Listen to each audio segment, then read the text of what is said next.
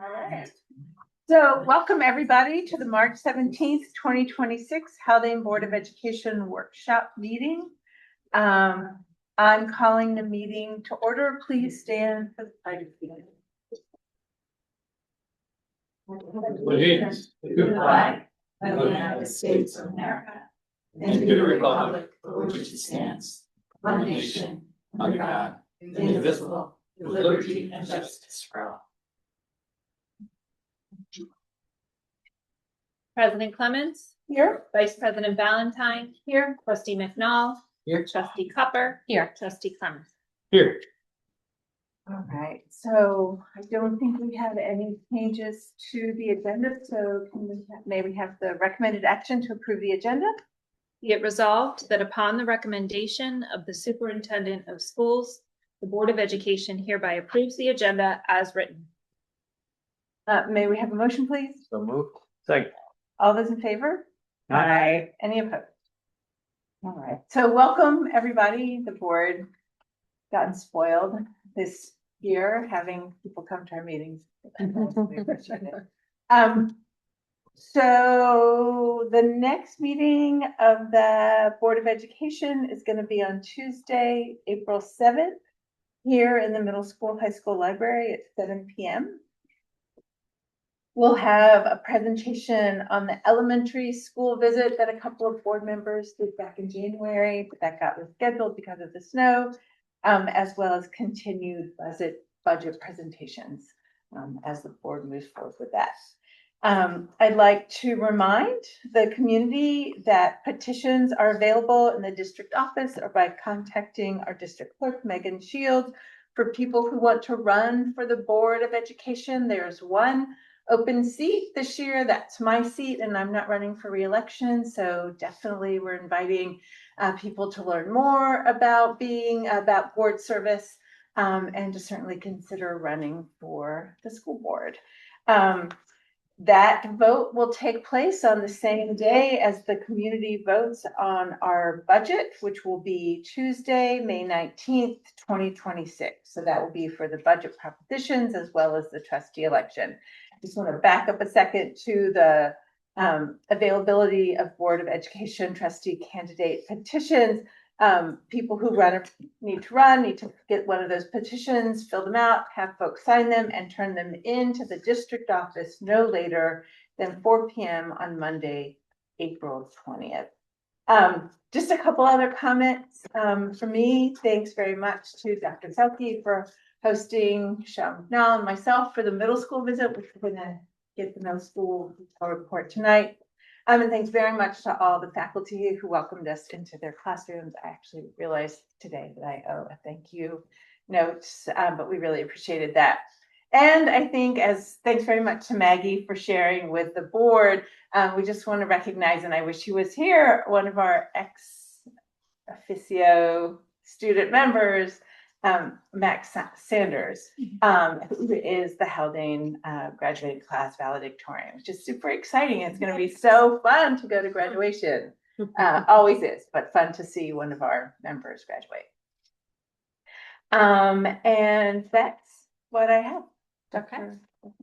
Thank you. So I'll keep my comments short because we do have a nice jam-packed agenda tonight.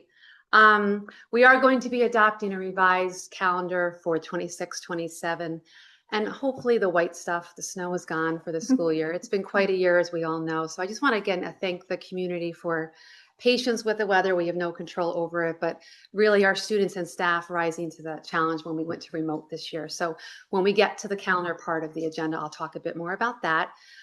Very much looking forward to middle school report tonight. So just a thank you to Marianne and her staff. It's always a pleasure to go into classrooms, and something that we're always trying to highlight for the board is when you visit, you often during board meetings and hear different reports, you know, what the budget supports, but to actually go into classrooms to see the programs come to life is always very welcome. So thank you to Marianne and her staff. It was a pleasure to visit, and I'm really, very much looking forward to your report tonight so you can highlight some of those things.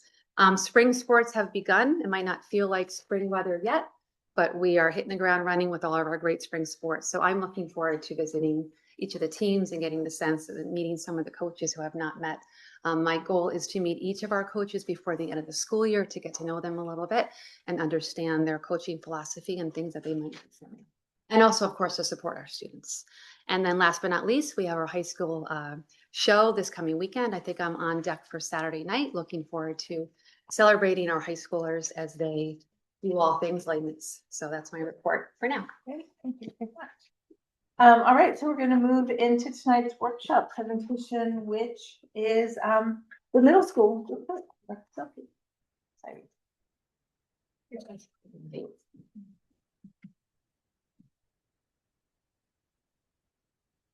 The clippers there. Thank you. You St. Patrick's Day, everyone. Yeah.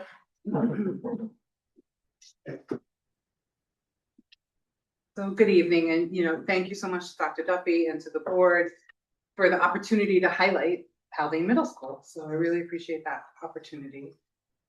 And as Peggy said, we had the pleasure of having Peggy and Sean doing a walkabout with us to see the interdisciplinary student-centered authentic learning that is our culture really at the middle level. So it's good to hear that it was enjoyed. And just to talk a little bit more about that, this slide highlights the teaching and teaching methods and some of the examples of what that looks like. But some of the things that Peggy and Sean saw, techniques included project-based learning, choice, some research in the 8th grade classrooms, lots of opportunity for communication through collaboration and group work. And one of the benefits of learning this way and teaching this way is that students are coached to self-assess and to peer assess. And there's a lot of research that shows that that's a great way to learn.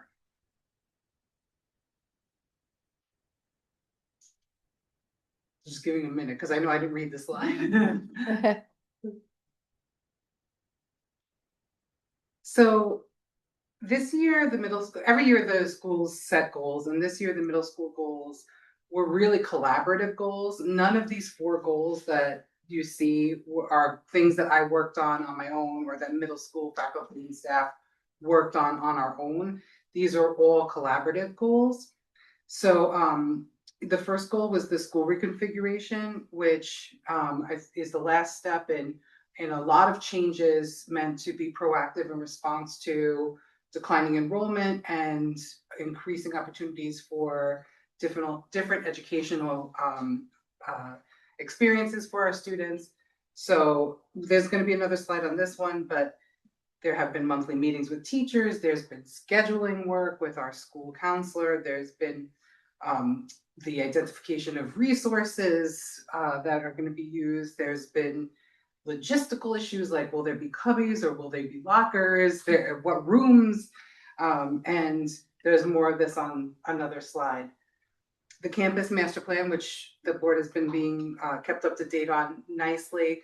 My role in that is really to be a cheerleader and a liaison and a steward of the work. And I think that that's really important because we're receiving information at the administrative level, and the board is receiving information at the board level, but even and of course that information is going to the community, but even our faculty and staff, keeping them excited over being nervous about the work. It's like when you're going to do a kitchen renovation, right? You're like, how am I going to cook? Where, so all those questions and keeping everybody excited over the end product and what the goal is going to be for that.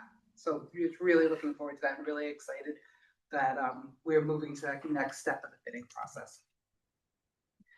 And then the third goal is, again, a collaborative goal, developing STEAM really in our district, right? So my role in that, well, how can we strengthen STEAM right now in the middle school, and how can we plan for the future? So the 5th grade next year is going to continue to have science enriched STEAM programming. So that's something that the teachers identified as being important and working well. And since it aligns nicely with this goal, it's something that we're going to support and continue. The addition of a 6th grade STEAM elective, a standalone STEAM elective, the continuation of our Discover, Create, and Innovate electives and rotation at the 7th and 8th grade level. And then curriculum development with ongoing curriculum development K-12, so to develop that scope and sequence. And then lastly, creating and aligned science assessments with partnering with our consultant, Dr. Joan O'Keefe, who's been working with the science department, assisting with sequencing and alignment of the units in grades 6 and 7 to prep for bio, and then in all grades to meet the next generation science standards and prepare for the new Regents exam and address any gaps and challenges. So work toward all these goals is going along nicely, and like I said, is really a collaborative effort. So just a little bit more on the configuration, which I know I did an update on this in January, or October. So you may have heard some of this, but just a little more on the 5-8 configuration. The 5th grade will operate on the same schedule as the secondary schools, with modifications to accommodate the unique needs of younger learners, namely less transitions, minimize transitions. So the rotation, especially since the middle school and the high school are now aligned, there's a lot of rotations. It's a double pinwheel drop schedule. That's what it's called in the school world. So it's a lot for younger students to get used to. So the 5th grade will have less transitions, and they'll also 5th and 6th grade will have a dedicated lunch and recess. So I know that was, I think, a big concern, like, will 5th and 6th grade be with the 7th and 8th grade for recess and lunch? They're going to have their own dedicated time. It'll allow for them to have a little bit more time for play, which I think that we would all agree that kids need. So excited that we were able to make that happen. And again, this is all in collaboration with Ms. Jamin, because all of our lunches have to work together in order for there to be enough time to serve all the students. And we're all sharing space as well. So speaking of work with Ms. Jamin, the culminating elementary year, that the 4th and the 5th grade will have their own separate moving ups and all of their usual highlighting events for, marking the fact that they're moving up from elementary school to middle school. And there will be a parent night on May 7th at 6:30 for the rising classes. The teams of teachers will be there to talk with the parents about what they can expect as their children move up into the middle school. And there's also a beautiful frequently asked questions document that Ms. Shields prepared and put into the website. So that is all available. And teachers continue to meet. Actually, matter of fact, our ELA teachers met today to go over both the read literacy and writing components for next year. So speaking of academics, just a little bit about, to hone in on literacy and mathematics in the middle school classrooms, because those were the classrooms we focused on for Peggy and Sean's visit. So, in ELA, Haldane students are definitely readers. Independent reading and choice are embedded into all the ELA classes. There's a creative writing elective. And in the mathematics curriculum, there's grade level mathematics, there's acceleration and algebra, and then also this year we added financial literacy. So that's a little baby scaffold to what, you may have heard that the state is now requiring financial literacy. So we thought, why not add a financial literacy elective that would give a scaffold for the financial literacy that the children are going to do when they're in high school. And 7th and 8th grade students could elect to take that. And Mr. Virginano was teaching it.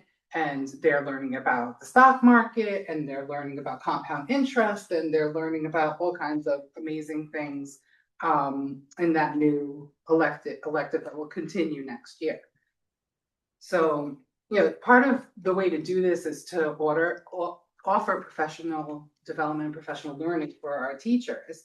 And aside from teachers participating in the Science of Reading PD that we've had over the last few years, Mr. Virgidamo and Ms. McCullum went to the Innovative Schools Summit in New York City this year, and they learned a lot about trauma-informed instruction, which I think is important even in a district where, overall our kids have stability and, we have a solid socioeconomic status. Trauma sometimes doesn't know any bounds for those things. So it's important to be able to know how to reach all children and not mistake disengagement for disrespect, and to know how to approach and reach children who maybe aren't sitting up as straight, with ready to learn. How do you reach all children? And also AI was represented in that summit in technology for schools, and those two teachers turnkeyed that information at a faculty meeting. So we really appreciate the support for professional learning in the district. It's just so important. And through all of our academic work, we also are constantly looking to see and taking the pulse. This is through team teaching, right? This is one of the reasons why at the middle level, having a team of teachers working together is so important, because the team of teachers comes together, and if a student isn't writing in their science notebook, the science teacher can ask the other teachers and say, is this student producing writing in ELA class? Well, they are producing writing in ELA class. Okay, so maybe it's the content of science, and kind of be able to diagnose what is needed for that student to be able to, in this example, produce writing in all classes. If there is a gap in learning that's identified through discussions with teachers, classroom-based work, state testing, our universal screener for academic progress in math and ELA, we might offer academic intervention services. And the resources that we use for those services, we found very effective in closing gaps for kids. And it's really important to close those gaps as early as possible. I mean, ideally, you want to close gaps really as early as possible. But if the kids still have gaps by middle school, we definitely want to be prescriptive about that. So we use preventing academic failure for reading, which uses a lot of different phonics strategies and close reading strategies, and also self-monitoring techniques for readers to close any gaps that they have in their literacy. And we also use IXL for both reading and math. And IXL is a computer-based program that's adaptive. So it's very personalized, because as the child is working on a particular skill, the computer will either offer them something slightly harder or something slightly easier based on how they answered the last question, so that they can really work in a targeted way on closing gaps. So I just wanted to share that, because I don't know, like, that's something that you wouldn't see from walking through the classrooms, that this is what's happening for those of our students that are struggling and have to close gaps. So how do we determine who's struggling and having to close gaps? I alluded to it a bit in talking about the team approach and discussing. These are state scores that the board saw in Josh Elder's presentation in January. And this is just one of the data points that we use to, triangulate and make decisions about what students need academic intervention services. So if you remember, if you're looking at this and you're like, why does math drop off in the 8th grade? Just remember that math statistic is skewed because it's only showing the number of kids that sit for Math 8, which in our district is usually less than half.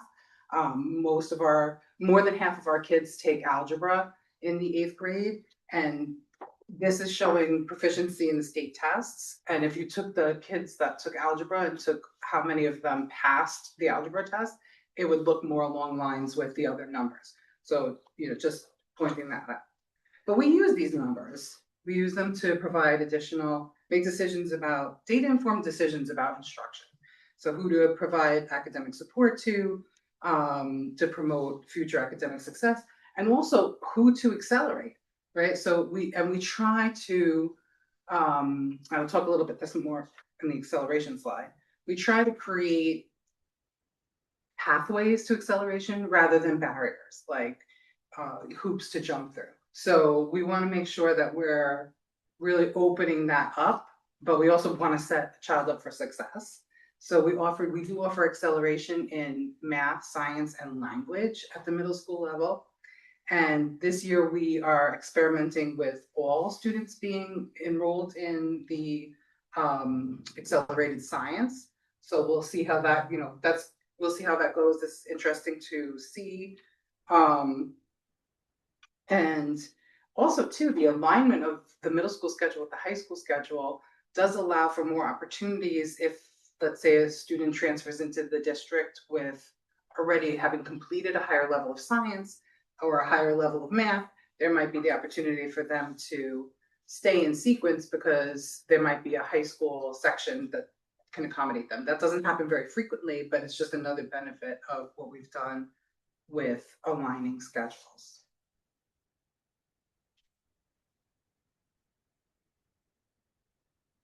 And so Miriam, so this is the year that all the students are taking, 8th grade students are taking living environment. Right, so we'll see. Yeah. Next year. That's Yes. great. That was it. It's gonna be, yeah, it was a good year. It's a very small class, the 8th grade class. So it was a good year to make that move. Great. Mm-hmm. Can you talk a little about the world language that's at the bottom there? You could mention that. I was actually gonna ask about that myself. Ask her, so usually we don't, it's not open I know. comments from the, from that. You've asked the question, we can have Marion do that, yeah. So exciting. And honestly, like, I think when you think about your careers, right, and you think about the work that you do every day, there's everyday work, and then there's work that like stands out to you as something that made a systemic change. And for me, being an advocate for increasing the sequence for world language is one of those things that, like, when I'm old and I've been retired for 20 years, I'll be like, yeah, that I'm proud of that.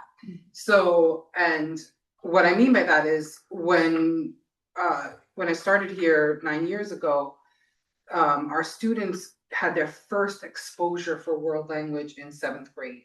And it was a high stakes exposure because it wasn't an exploratory class. It was the students chose a language, either Spanish or French, and it was the first part of a credit bearing sequence, the second part being in 8th grade.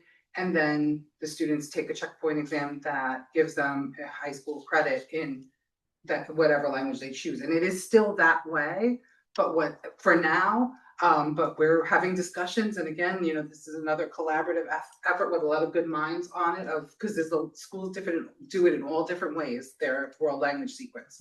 But for now, what I'm really excited about is that I was part of advocating for there being a scope and sequence that starts earlier than that. So with the hire of the board's support in hiring Madame Tanner, what was 3 years ago now, we were able to have exposure for world language start from 4th grade. And in 6th grade, there's a full exploratory course for world language. And so now kids, when they get to the 7th grade, yes, they're still choosing. And yes, it's still a high stakes choice, but they've had 3 years of exposure to world language before making that choice. And also, like, in addition to like that piece, there's also the piece of just the cultural education that comes along with education in world languages, and the fact that our children now have that exposure and that education as early as 4th grade. And Madame Tanner doesn't just expose the kids to French and Spanish. She also, at the younger grades, is exposing them to Japanese, American Sign Language. She does culture units on, in different places around the world. So it's really a much expanded scope and sequence, and something that I'm really very proud of. Yeah, I mean, and just to highlight, that there had been years, especially in the 2010s, where when the tax cap was first implemented, that Haldane had to cut back on its world language, right? So in terms of eliminating at least one position, right? And so this was really an effort 3 years ago under the leadership of the administrative council and Superintendent Benante to bring this back in. Like that was one of the when Dr. Duffy is talking about programmatic enhancements that have happened over the years, bringing in not just hiring a person, but creating a new position is something that the district did a few years ago. Yeah. Yeah, and it was such a beautiful thing to be part of And, advocating for that. yeah. And when we did that hiring process, we were very purposeful to try to find somebody who really had a wide range and had the elementary certification for world languages and was willing to develop a program and build out that scope and sequence because it had been so long. It had been so long since anything like that. Yeah, it had been a long time. Yeah. That's good. I got a couple questions. Yeah. I was gonna wait till the end, but Yeah. now we're kind of, Whatever- now we're in whatever. question. We are in question. Any- Well, all right, question. So off this slide, you have, culminated the New York State Regents exam. If students do poorly on that exam but took the class, what will they need to do? So Say they pass the class but don't pass the Regents. So if they pass the class but don't pass the Regents and they need that Regents for graduation, they can retake it. They can retake the Regents in high They'll school. just retake the Regents. Will they be taking a lab class for that or just? Well, they have already banked the lab hours. So it like an AIS class, will they be taking some type of remedial class to try to remember the material? So they'll be in the high school at that point, and the high school has different methods for remediation or methods. So I mean, I don't know if Ms. Sniffer wants to come up and speak about that now No, or that's fine. answer it later. But just basically, if a student is just the same way that all schools, right, the elementary school, middle school, and high school have these methods for identifying students that have gaps or challenges. So they're similar, but not the same, which is why I'm hesitant to just say, oh, well, what they do Yeah, of in the course. ninth grade is Yeah. X, Y, and Z, right? Because they're similar, but not the same, but there's a process to. But they may not need the exam anyway for, Right, depending on what, gotcha, yeah. gotcha.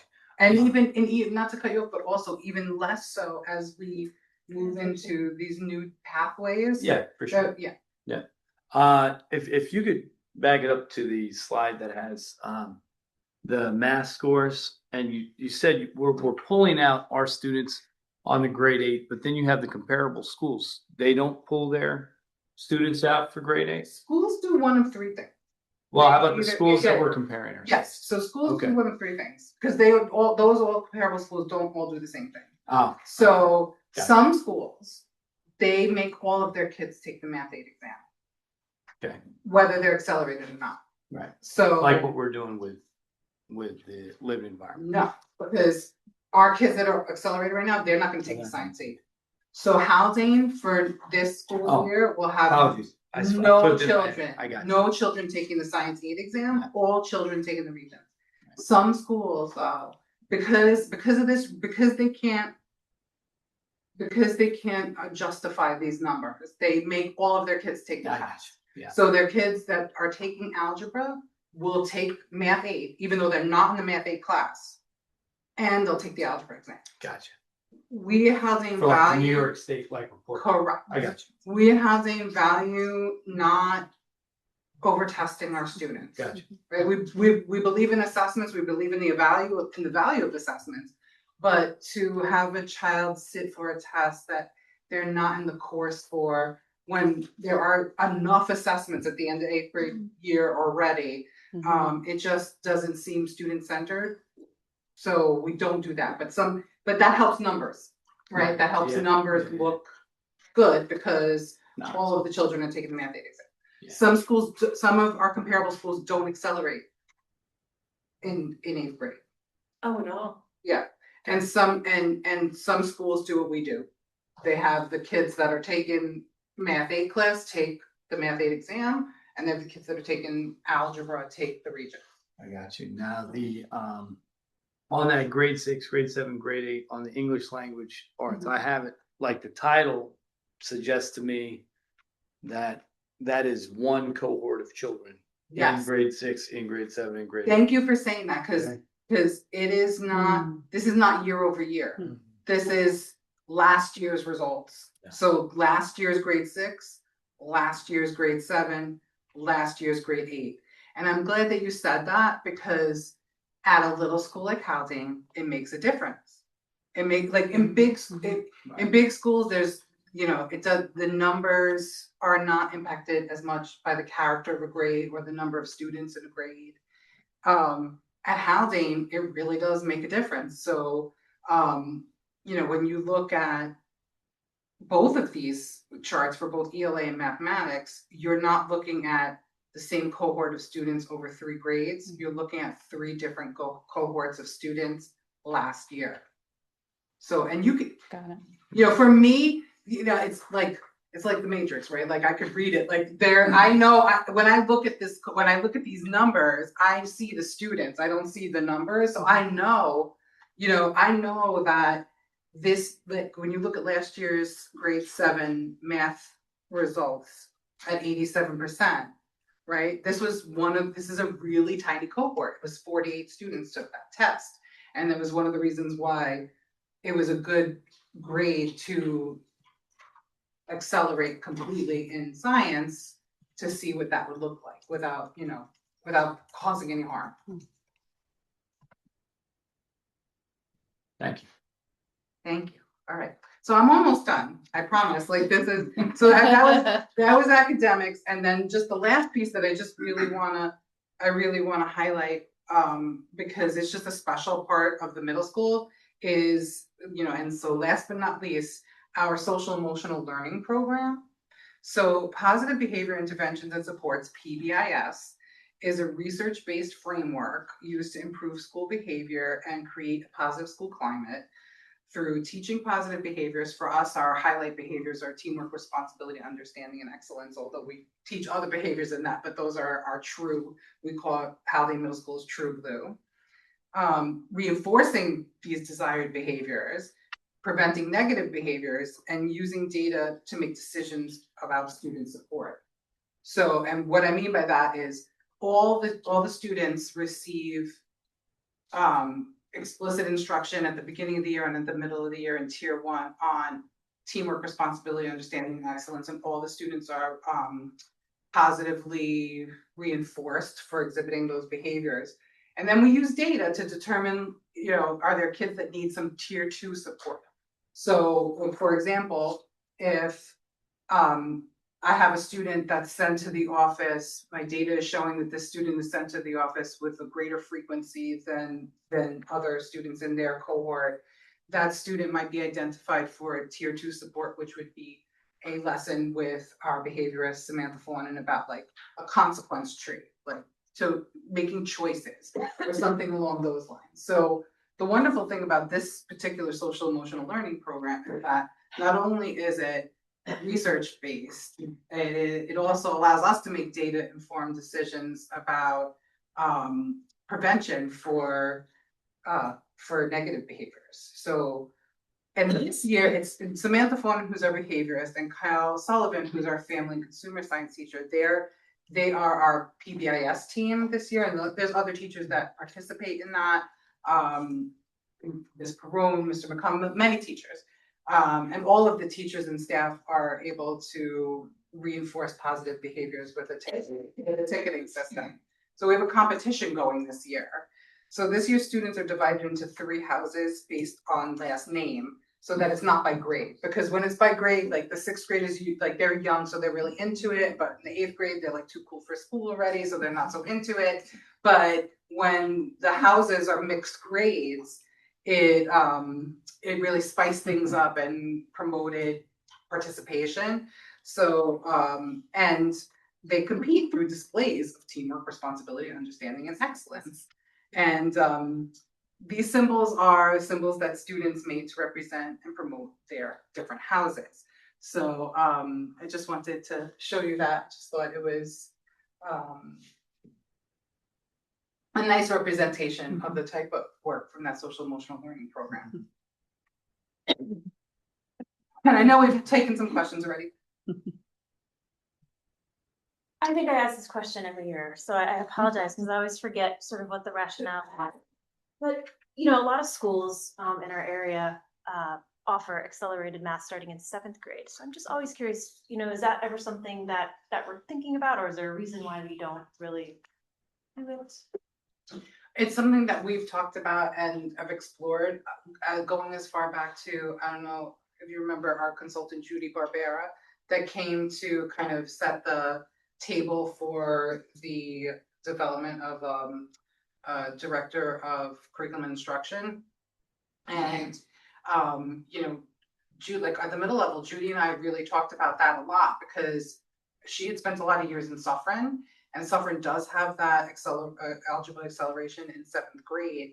So we talked about like what would have to happen to the scope and sequence in order for, because math is very linear logical, in order for all of those skills to be represented in the grades leading up to 7th grade, so that 7th graders who chose acceleration would be prepared. And we were having talks about that. We had gotten to the teacher level where we were talking with Mr. Keating and we were talking with Mr. Graciano about the possibilities of that. And we talked to some other districts in the region, in the regional curriculum council, and there really have been mixed results about offering acceleration in algebra in 7th grade. So around the same time that we were getting information about mixed results from other schools, we also started to have increase in interest in accelerating in science and accelerating, you know, more students in science. So we pivoted to look at that. I don't think the conversation's off the table. You know, I think it's a conversation that will continue to be explored. Thank you. And are there not, so if students are gonna miss Math 8, is there anything, you don't do anything, so when my son, so a long time ago, when my son was in middle school, they sort of identified actually at the end of 6th grade who they thought would take algebra in the 8th grade, and then those students took kind of an accelerated 7th grade math class where they covered 7th and 8th grade content in the same year.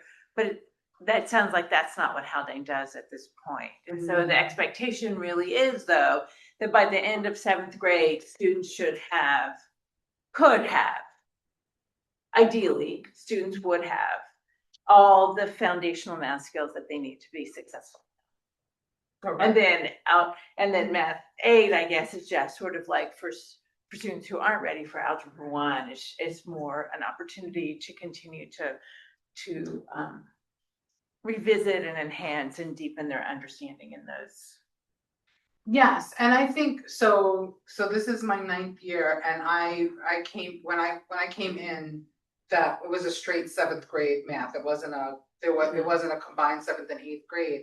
But I think that there's been other discussions both before my time at Haldane and continuing ongoing discussions about like what philosophically, what's the benefit of acceleration?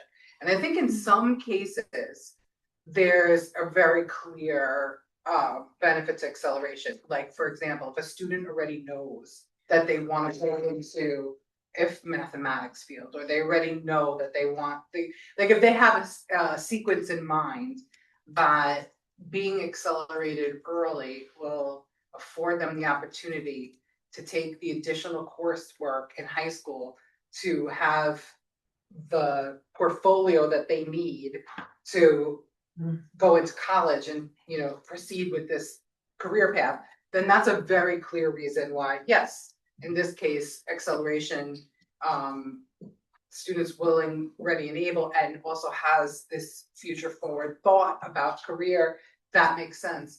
But I think that there's been conversations, both, like I said, ongoing and before my time, about acceleration for acceleration's sake, and how we've seen here, and I think that your colleagues regionally have seen is not as beneficial for children.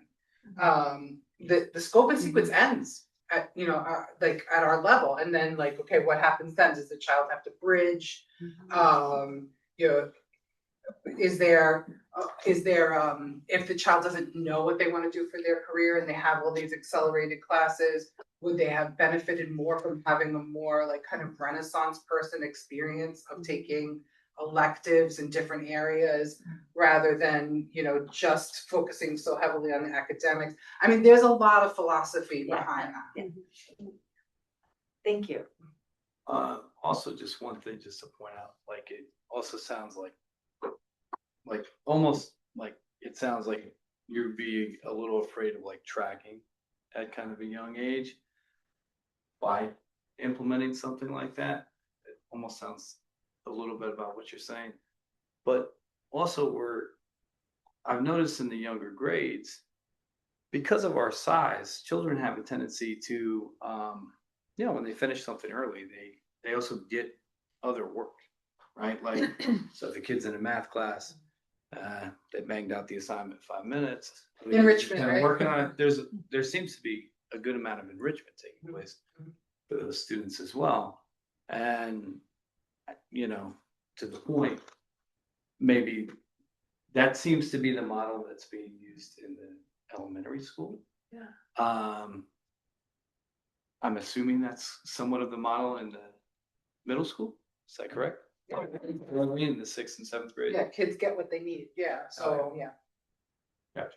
All right, Yeah. thanks. And it's interesting, just I know we have a jam-packed agenda, and I know I'm taking a lot of time, but just like a word about tracking, there is a fair amount of research that says tracking is not beneficial for kids. So like, it's almost impossible to avoid tracking altogether. That's almost impossible.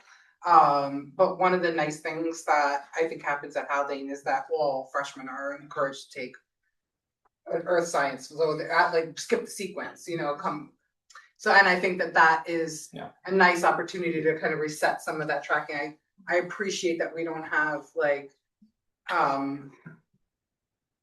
tracking buckets like honors or gifted and talented, and because on the surface, like when you just hear that on the surface, like, well, what's wrong with that? My child's gifted and talented. That's a wonderful thing. But the thing is that all children have gifts and talents, right? So to track it one way or the other is not has not been shown by research to be the best for kids. Right.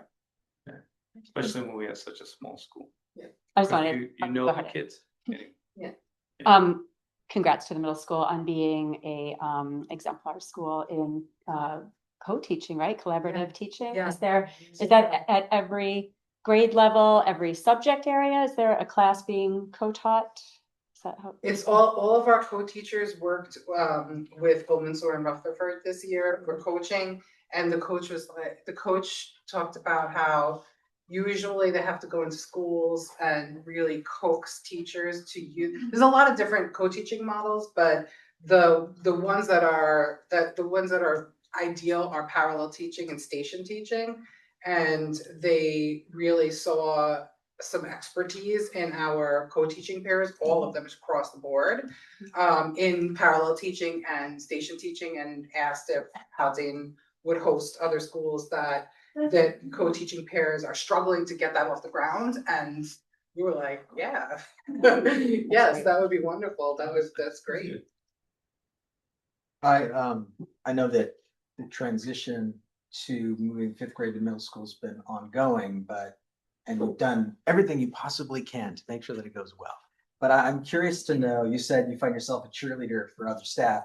What are the common things that you might hear? I know this is an abstract kind of conversation. I'm asking to reduce a lot of different information, but what are the sort of chief concerns that still remain as far as you're concerned, in terms of the degree to which you now have a whole new cohort that you're giving support to, but also from the staff's point of view, what still keeps them up at night in terms of their own ability to teach and their own quality of life not going to change, as well as their chief concerns about the delivery of instruction and how the kids may or may not also be receiving instructions in a way they're accustomed. Yeah. So I've had to do more cheerleading in terms of the campus master plan, like fear, like I'm gonna have to move my classroom, are there other wires gonna be cut, things like that. But with the fifth grade, I think that the fifth and sixth grade team of teachers is now at the point where they are confident, and their one concern is that there be time at the beginning of the year, especially for the fifth grade, but also for the sixth grade, for those kids to work into the middle school schedule Right. in a way that is not overwhelming for them. And so one of the things that we've discussed, and we always did this even before the middle school aligned with the high school schedule. We had like a week or two of our straight 9 days, so there's not a rotation, so that kids could get used to like what their regular schedule is before the pinwheel drop starts. We've been aligning with the high school the last 2 years on how long that period of time is at the beginning of the year. But one of the things that I've discussed with the fifth and sixth grade team of teachers is that we can unhook the fifth and sixth grade from the pinwheel drop schedule because all of the core classes are in the morning. So it would be like running a special schedule for the fifth and sixth grade for the first 2 weeks of school, so that those kids don't have to jump into the pinwheel drop schedule. Yeah. And I think so that we're working out, exactly the logistics of that, which are not difficult. It's just a decision to make and then unhook the schedule and what schedule they'll be on. And that'll afford the time, because I think that that's just concern, because the sixth graders, like on any regular year, the sixth graders need time to understand the schedule, to work the lockers, the things that are really different about middle school, right? So the fifth graders are going to need that, and they're a year younger. Right. And I have a special question from a cohort of middle schoolers that I happen to know well. I know that part of one of the challenges of integrating this was how to manage lunch and how to make sure everybody has access to lunch and everyone gets there in time to eat. I have a gaggle of boys who are really obsessed with why they don't get their snack after lunch. And I was curious in seeing, like, in the fifth and sixth grade, do you think that combining, my sense is that in combining fifth and sixth grade next year, the team in the cafeteria is going to have an easier time facilitating that, so that 100%. they don't feel pressured and they're not getting all this sort of tension with kids who have expectations for the way things have been and are difficult with the change in one way or another. But I'm just curious, like, do you feel like that's less pressure on the staff? I do, and I'm really glad that you brought this up, because I know that there's been a lot of talk about lunch this year. There was an article in the Outlook about lunch this year, and I think it's just, thank you for giving me the opportunity to talk about that, what that experience has been like at the middle school. So before middle school aligned with the high school, had its own dedicated middle school recess and lunch. But to align nicely with high school, middle school and high school, and now splitting the time, the dedicated lunch period for middle school and high school. Now, last year it worked because there wasn't free lunch for all, right? So last year the line wasn't as long because there were many more bringers that bring their lunch than there were buyers. This year, because there's free lunch for all, sometimes even if it's like a tasty lunch the kids like, even if they're bringers, they want to get on the line to get some chicken dunkers or whatever it is, right? So now you have the line, which maybe had like half of the middle school on it, having like 3/4 or more of the middle school on that line. So the cafeteria staff likes to, and I understand why, because it's flow, you got to keep it flowing. They don't want kids to jump up on the line to get snack until all the kids have had lunch, because they don't want to cut into the lunch time of a kid that needs lunch to sell the snack. So it's just not enough time. But next year, I don't foresee that being any kind of problem at all, because it'll just be 7th and 8th grade going through. And then 5th and 6th grade, not only will they be alone, but they will have a longer period of time for lunch. So thank you for giving out. Of course, about I that. know. will Been a hot happen. topic, hot topic. Hot topic. Thank you. Obviously. Great. Well, thank you so much for the Thank you. opportunity. Thank you. Thank you very much. All right, so now we're moving into our next presentation, not our workshop presentation, but our 26-27 budget planning presentation.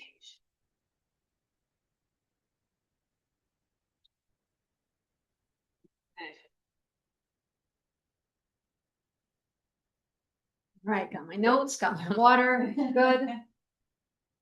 Sure, Catherine. Yeah.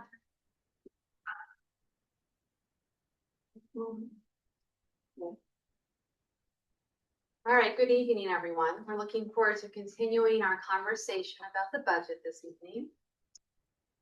And these first couple slides, if you've been following along for the past couple of weeks, you would have seen them, but just a quick review of our annual budget goals. So our goal is always to stay within the allowable tax levy, to continue to provide transparent and comprehensive communication, to remain aligned with Haldane's core missions, beliefs, and the Haldane essentials, to maintain a safe and efficient fleet of vehicles, and to prioritize operational efficiencies and long-term planning. And our priorities continue to be transportation department staffing and routing models to align with our transportation study. Again, to focus on long-term planning for the arts, athletics, transportation, and safety. Our STEAM preparation for our new instructional space and expanding curriculum. Continuing our 25-26 budget enhancements in performing arts, field trips, our multi-tier system of support MTSS platform, and our UP cut, as well as adding 26-27 budget enhancements to increase athletic and special education budgets. And so we wanted to talk a little bit about the current landscape, and I think Catherine and I will tag team this slide. You know, we have so many realities from a financial perspective that we don't have any control over. And we have all of these things we want to make sure we continue to have into our budget. So we have our realities and bright spots. So I get the realities. We'll work together on this. As we've been talking about, we do know that right now we are projected to get a decrease in our foundation aid, or the increase that we normally expect. It is coming in lower as of today. We also have a decrease in our BOCES and our transportation aid, and it's hard to make up those numbers. We also continue to have increases in health insurance, property insurance, special education costs, retirement expenses. And, we definitely are at the point where our increases in certain expenses are far exceeding what we're able to increase our revenue by. So it's just, it's kind of playing that game a little bit. We also have a big capital project impact on our tax levy this year that we knew was coming, but it still is feeling different now that it's actually here and real. We are planning to deal with the zero emission bus mandate. Sometimes we still hope it goes away, but we have to plan for the fact that this will be quite a financial process for the district to go through if we do have to have all of our buses be zero emission. And again, the long-term planning that we really need to do to keep our facilities in shape in different aspects, the building, the security, athletics, the arts, things like that. You want to highlight some of the bright spots? You can have bright Sure? spots, go Okay. for it. So again, it's a collaborative effort, but we want to make sure, in spite of all of the financial pieces that we don't have any control over, there are a lot of bright spots in this budget and our continued work. So capital project, it's approved. We're going to be groundbreaking hopefully very soon. Our STEAM program is alive and well. We're continuing to plan for that. The fifth grade transition to middle school, this has been years in the making and we're finally at that step. So all these wonderful things to talk through. Continuing athletics and arts supports and enhancements. So we can't do it all at once, but we are committed to the long-term planning of athletics and arts to make sure our students get everything that they need. Low-cost safety and transportation improvements you'll see throughout the budget as well. Increased funding for our UPK program. Cost savings through retirement. So you'll see in our enrollment slide that we're We're not replacing every single teacher who's retiring. We're trying to be very creative with that. And we have no layoffs for our teachers and staff, which is also just something to celebrate. Many districts around are laying off teachers because of the financial landscape that they're up against. Haldane is not. And that is something that we continue to be very proud of. You want to add anything on the bright spot? Those are those. And another bright- bright spot is we have Catherine as our business. She's Bright amazing spot. and helping keep us on point each and every day. Okay, so as we talk about the very beginning that I do for budget preparation is I come up with our rollover budget. And that takes last year's budget and I make all the increases that are non-negotiable. So it's health insurance premium increases, it's contractual obligations from the union contracts, things like that. Then I come up with, okay, where do we have to be to start the year? And then we know, we do some revenue projections and I come up with, what do we have to be able to spend? What enhancements could we put into the budget? So for this year, we are looking to put in $175,000 increase to special education funding. It's primarily based on making sure we are ready for any out of district placements that may come into the school year. We do need to give our athletic budget some love. It's been a couple of years since we've really gone through the process of really making sure that all of the different categories in our athletic budget were sufficient to cover the expenses with increased enrollment in teams, new teams, merged teams, and all the different things that come along with that. So we do have $40,000 put into the budget for uniforms, extra supplies, team fees, supplies for our athletic trainer, as well as the contractual obligation to have an ambulance on standby for our home football games. We also put in $16,000 to rent lights for fall and varsity sports to each have one game under the lights next year. So every varsity fall or spring sport will be able to have that experience as an athlete here at Haldane. There is some increase in the budget for STEAM expenses. Although we will not have a fully functioning STEAM lab until the construction project is done, we do need to start building curriculum, getting some supplies, and giving some professional development to our faculty for what STEAM will look like in Haldane as we move forward, and to continue to increase what we're already doing for STEAM here. We did budget for some middle school transition costs. It is mostly cost neutral to move the 5th grade into the middle school, but there are some things that we need to look at, from homework help that is done in the high school, or help that is done in the elementary school, and part that is done in the high school, and have it specific for our middle school students, as well as some advisor positions, and just making sure we have any costs covered in the middle school transition.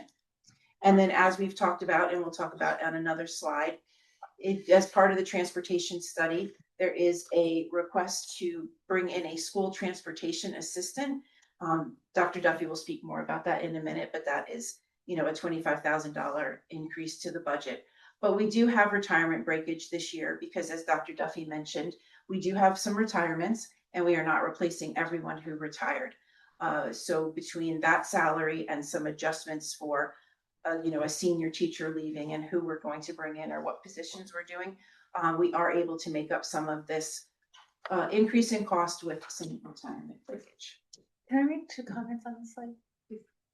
So I just want to remind people for who some of this is new, that the athletic light rentals are really a very explicit attempt on the part of the superintendent and the leadership council and the athletic director to provide equity to sports that play outside. That historically the district, very grateful to the athletic boosters who have always raised money for there to be lights at the football team, but this is a very explicit move for the district to take on the responsibility of doing this, in part to very much motivated by creating equitable experiences for students. So I just want to make that really explicit.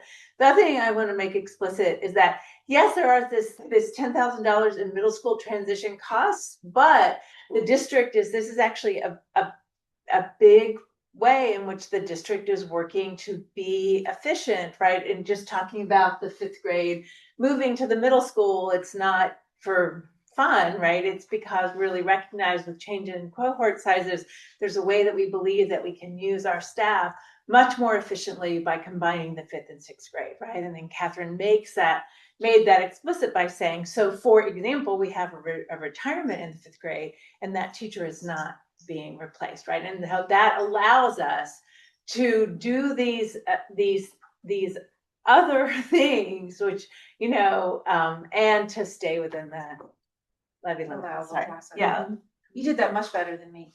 I got to listen to you do it, and I don't think I did, but anyway, yeah. Can I also say something about the previous, to make 2 observations? Before? Yeah, this had before too. You had mentioned, bright spots, 0 layoffs, and I just want to, that can seem rather.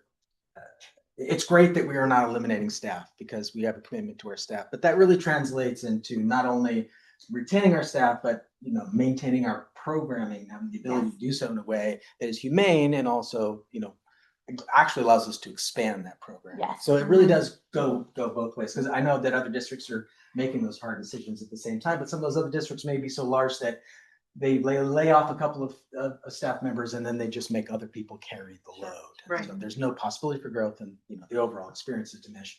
And also just a clarification on what a 0 emission bus mandate may be. I think I have a response when we talk generally about mandates, because mandates, the intention of the mandate usually is someone up on a high saying that this should be a priority that you're committed to.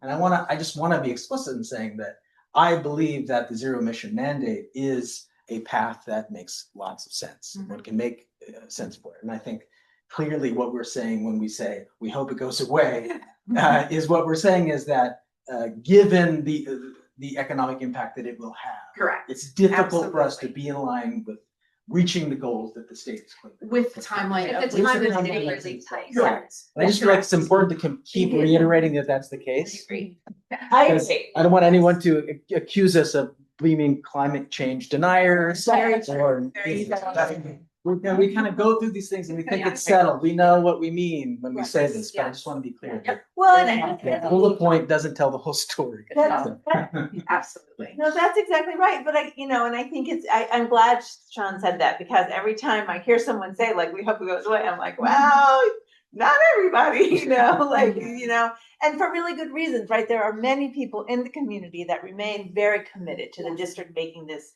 transition. And I think where the district, as a district, can so often find itself in like between a rock and a hard place, it's something that I don't think any of us doubt is a better thing to do. It is a very challenging thing to do, having given economics, given how expensive the buses are, the infrastructure we need to support the buses, plus our concerns that these buses may not really be able to carry the load that our current buses do. And so it's just a lot to juggle in a relatively With the timeline short that time. was given. Correct. And it ties Absolutely. beautifully into, it's an area of opportunity and growth for Haldane to continue to talk about long-range planning.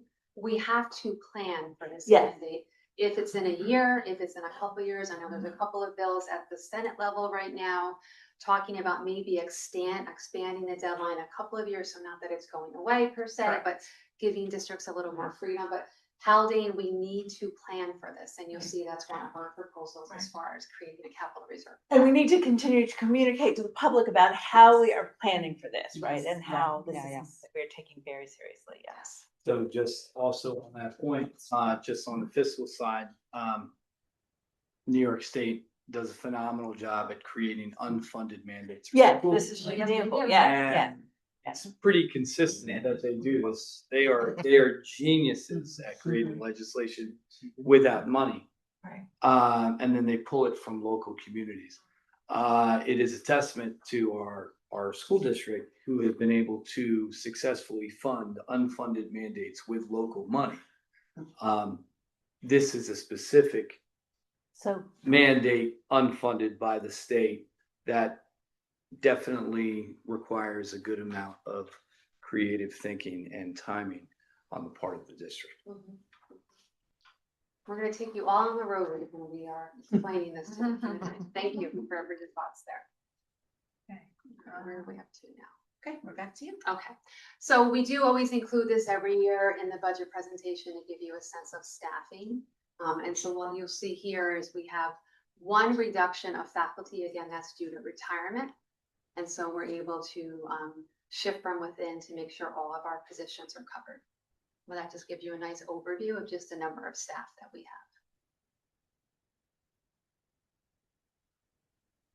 have. Okay. can you go back 1 second? I'm always wondering, okay. I need to imprint that on my brain. Okay, thank you.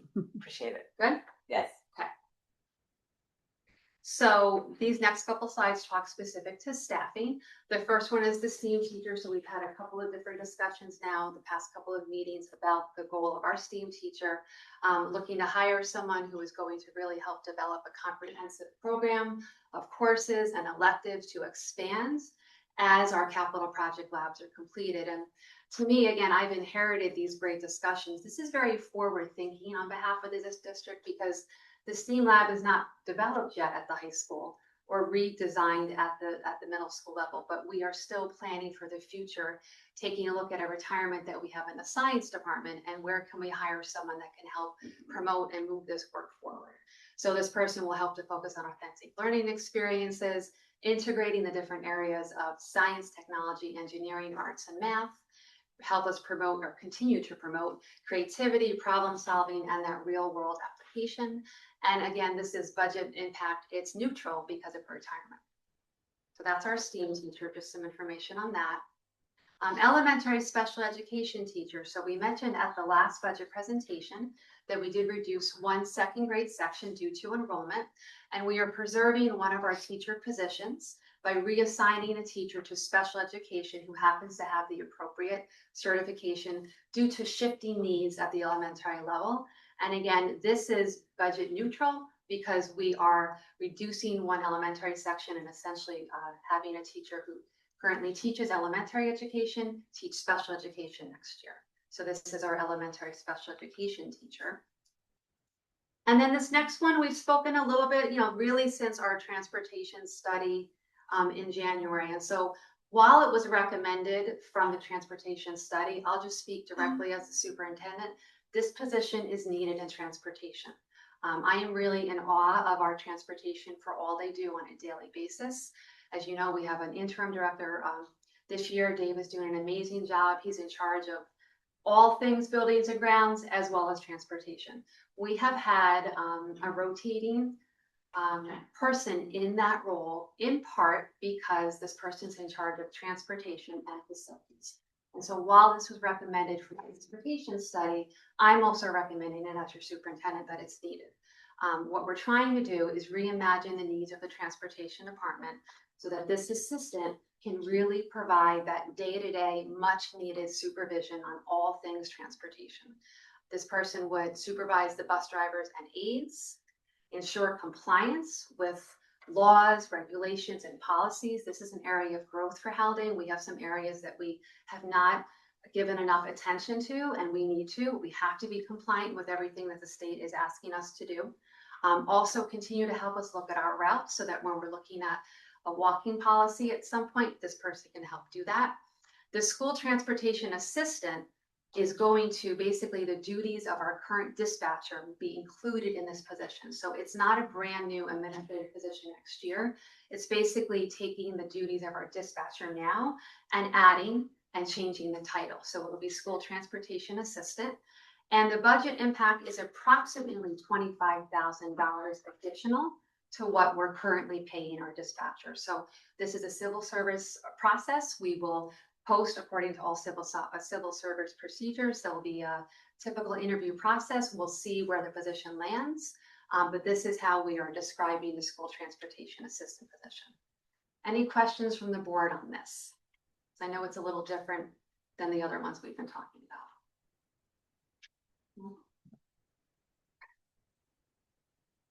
about. Okay, At this time, I'm going to invite Dave and Tom up to help us talk a little bit about tennis courts. But to start, I just want to really acknowledge, and I know we have some of our tennis parents and our athletes in the audience.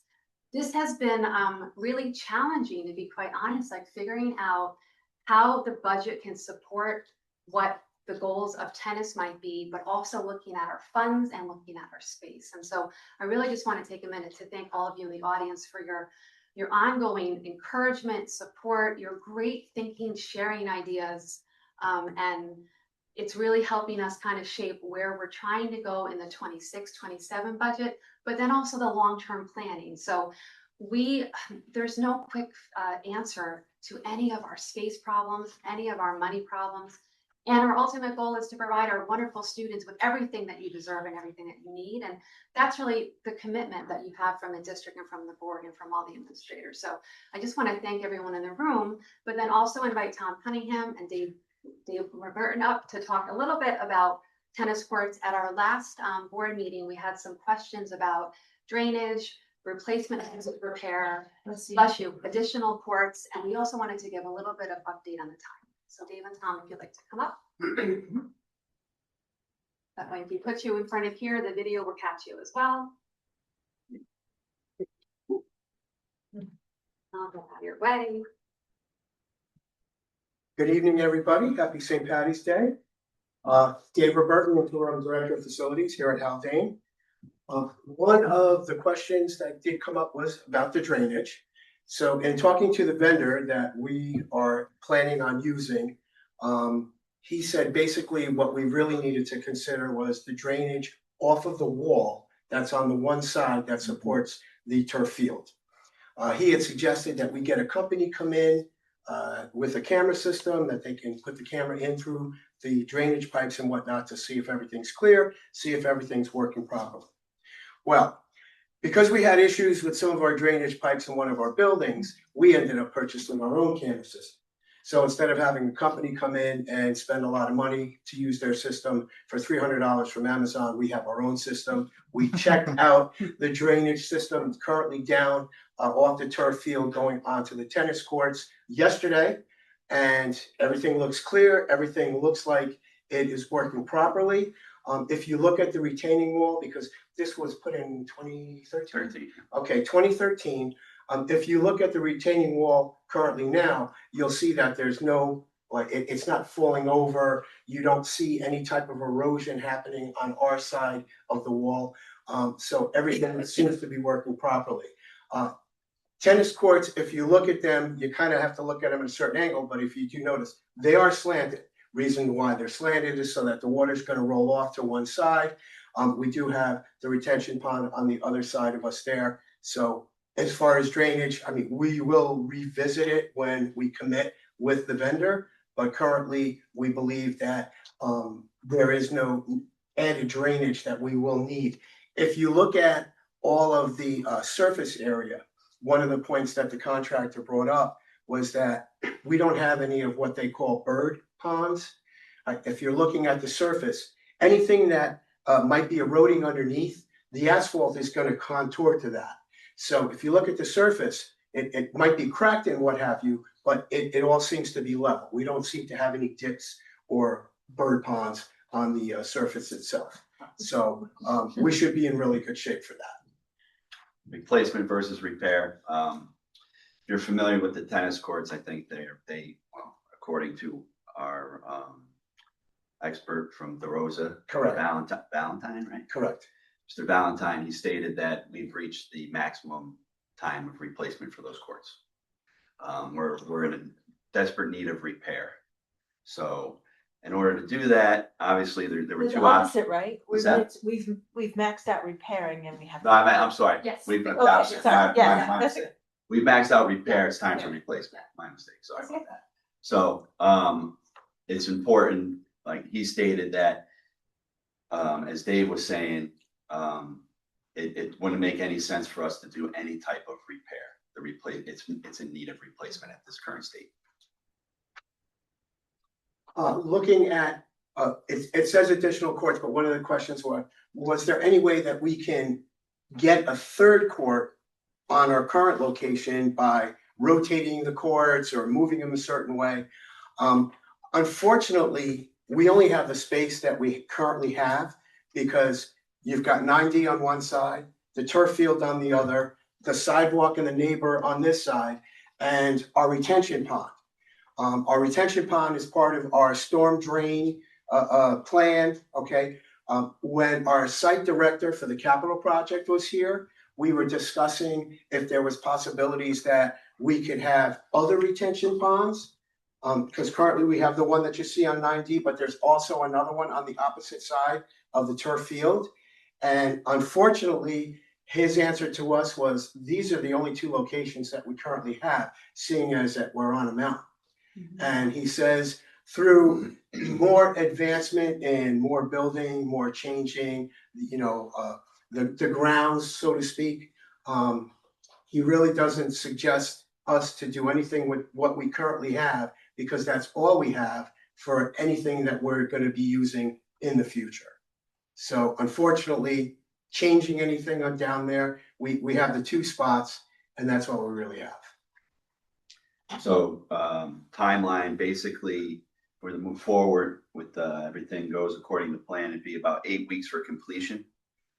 It's 2 weeks for access, demo, and reclaiming. 1 week for base prep, which is grading and compacting. 1 week for net postings, because it's going to, for net inside the courts. 1 week for fence posts, footings, and installation. So it includes all new fencing. 2 days to install the asphalt, and then allow the asphalt to cure for 2 weeks. It's actually 2 to 4 weeks, depends on the weather during the first 2 weeks. During this curing period, they complete the fence work, so they don't disappear completely, as we say. Talk about the new asphalt and all that stuff. But basically, it's 8 weeks. Again, weather is going to play a big piece of that.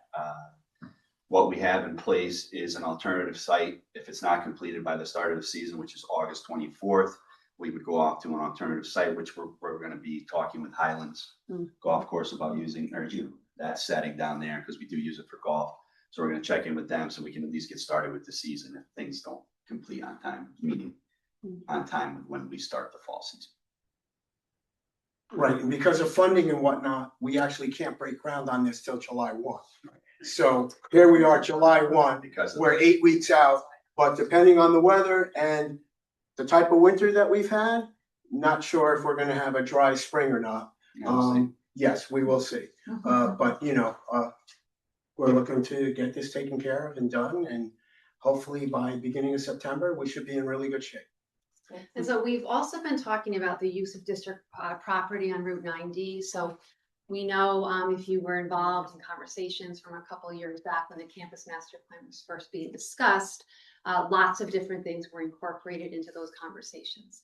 And so, Tom, can you just remind us, just thinking through district property on Route 90, how do we currently use some of those fields depending upon activities and sports? Well, we use all of 90 property for practice locations, especially if we have a home game on the turf. So we're relocating teams to we have it upper 90 and lower 90. So we have, for example, if we had a soccer game on a Tuesday, I'd have to relocate varsity boys soccer, JV boys soccer, modified boys soccer, girls soccer, so there's a lot of teams you got to relocate. This year we will have the use of Mayor's Park, but still we only have 1 or 2 teams down there. So we use every space possible for the fall season. Also for the spring season, once games start, we're using all different locations for all 3 locations for practices, because you got softball, lacrosse. We'll be using areas when there's a game up on the field. So we're using everything. Everything's being used to full capacity. Yeah. And so I know we're about to break ground on our capital project, and we're very excited about that. There were multiple, again, conversations about what are other needs of the district, and this ties into our long-term planning. And so at some point, I envision that we would be bringing back together a committee of community members and staff and faculty and parents and students to talk through what are our continued needs, like looking back what else was discussed about during our campus master planning a couple years back. whatever year we're in when we have that conversation, and then what makes sense to plan moving forward. So I just wanted to bring that forward as we're talking through our budget tonight, because there have been multiple conversations about specific to tennis, what are some other options that we might be able to consider. So I'll pause for a moment here to see if the board has any questions specific to tennis, since we have a group. Yeah, I just wanted to just to kind of piggyback on what you just said, because Sean and I were the ones that were sort of involved in all that planning, and it was extensive planning, and it was I can't even speak, intensive conversations with the community. And we actually have that slide from, I think it was 2022 or 2023, where we listed sort of the desires of the community, and sort of how they filter to the top, right? And the first 4 or 5 are the safety and the health and the rebuilding of what's encompassed in the first project, which we're working on now. And then there was like 2 or 3 things that sort of filtered above athletics, which, you know, a new theater, I think that was higher. So we have that. And again, that might be outdated now, right? Which is what you're saying, maybe in the future, if we're, you know, going to do some of these renovations in the campus master plan, we go back out and we survey the community again. But I think, you know, going off of the data we have now, this was sort of, it was always new tennis courts, and adding them to that site was always at the top of the discussion. And we had CS Arch, the architects there. We said, you need 6 courts, you know, and so I think that's always an idea, and it's always a consideration. We have that built into the plan, but it wasn't something that we felt we could do, at least in the first phase. So. All right, we'll go, not rapid fire, but we'll go a bunch of questions. Here we go. How many courts are at Highlands? I believe, you told me you had 5, that's right, I remember you told me. 5 courts, so we would be able to host. If Well, we'd have to needed. get, they have a different, surface that we have to get approval to play competition on. Oh, it's like, Yeah, I forget the name of it. Yeah, Gotcha, okay. for sure. There you go. Are true. Yeah. There we go. Yeah. Thank you. Second, the retention pond on 9D has to be that big for what reason? To retain all the water, stormwater runoff. So that's basically like a ratio, like if you got this much water coming off of the turf field, that needs to be done. So when that turf field was developed, in order for it to be developed, they had to design that water retention for that turf For field. that spot. So now, when the turf field was done, originally, the retention pond wasn't done correctly. And that's why they had to redo the one across the field. Okay, so the one on this side. Yeah. Had to be redone after the turf field was already in. Gotcha. So there's, you know what I mean? So there's a lot of things that went into that water retention design. Right. So it's. So there's no It's chance not- that could be even. It's not just for the turf field. Yeah, but it's It's for for the everything that entire comes field. off. Oh, yeah, I got you. Right. I But got that, in order for us to put the turf in, it had to be Correct. developed. Gotcha. Correct. Okay, okay. Yeah, this is the issue of living on like goats on the side of a mountain. Correct. It's a beautiful campus. Putting a school on the side of a mountain creates awesome views and real problems. Gotcha. Okay, so 5 courts at Highlands would require approval by push. For matches, right, yeah. For, gotcha, for matches, but could be done could be done. Could be, yeah, I mean, I can't guarantee it, but. Right, it's possible. okay. It's possible. Replacing courts, repairing courts, but not expanding courts prevents us access to potential grant money. Correct? Replacing court, oh, you mean By from the not US, expanding courts. by we the, don't from the get USTA? Correct. Yeah, for what I was informed about the USTA is that they require specific, there's requirements that need to be in place in order to get the money for reimbursement. So I don't know what those requirements are, but I know there are requirements. Okay, but you're not sure if it's for merely expansion, but it could be. It could be used for the, There's the different replacement. maximum amounts that they'll give based on whether you're based on, replacing a court, adding as is. a new court. So the preliminary number was reimbursement of $35,000 per court. For Okay. a replacement For a of our replacement. existing courts. For a replacement of, Mhm. but we put the money out first, Yeah. and we're not sure about the grant money actually coming back. So that Okay. process would begin if the proposition was passed on May 19th. Gotcha. We would start May 20th with the USTA working on the grants and doing, or done some preliminary work, but not complete. Yeah, right, you can't submit. Right. Right, I got you. Okay, and then, and there's just effectively speaking, you know, the amount of use that happens on the west side of 9D effectively prevents expansion of more courts because you'd be pulling from all the other programs that would use more of a multi-use space. Yes, Correct? right, That's exactly. okay.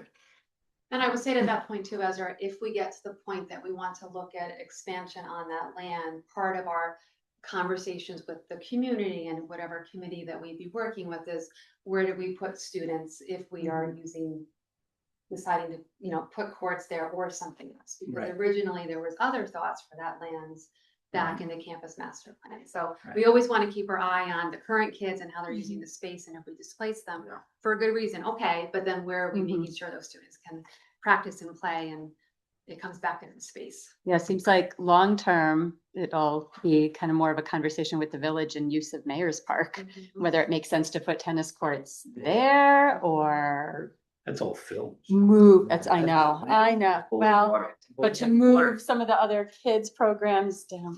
I mean, They the have to good, what really- you're doing now is what, you know, our CSR has done.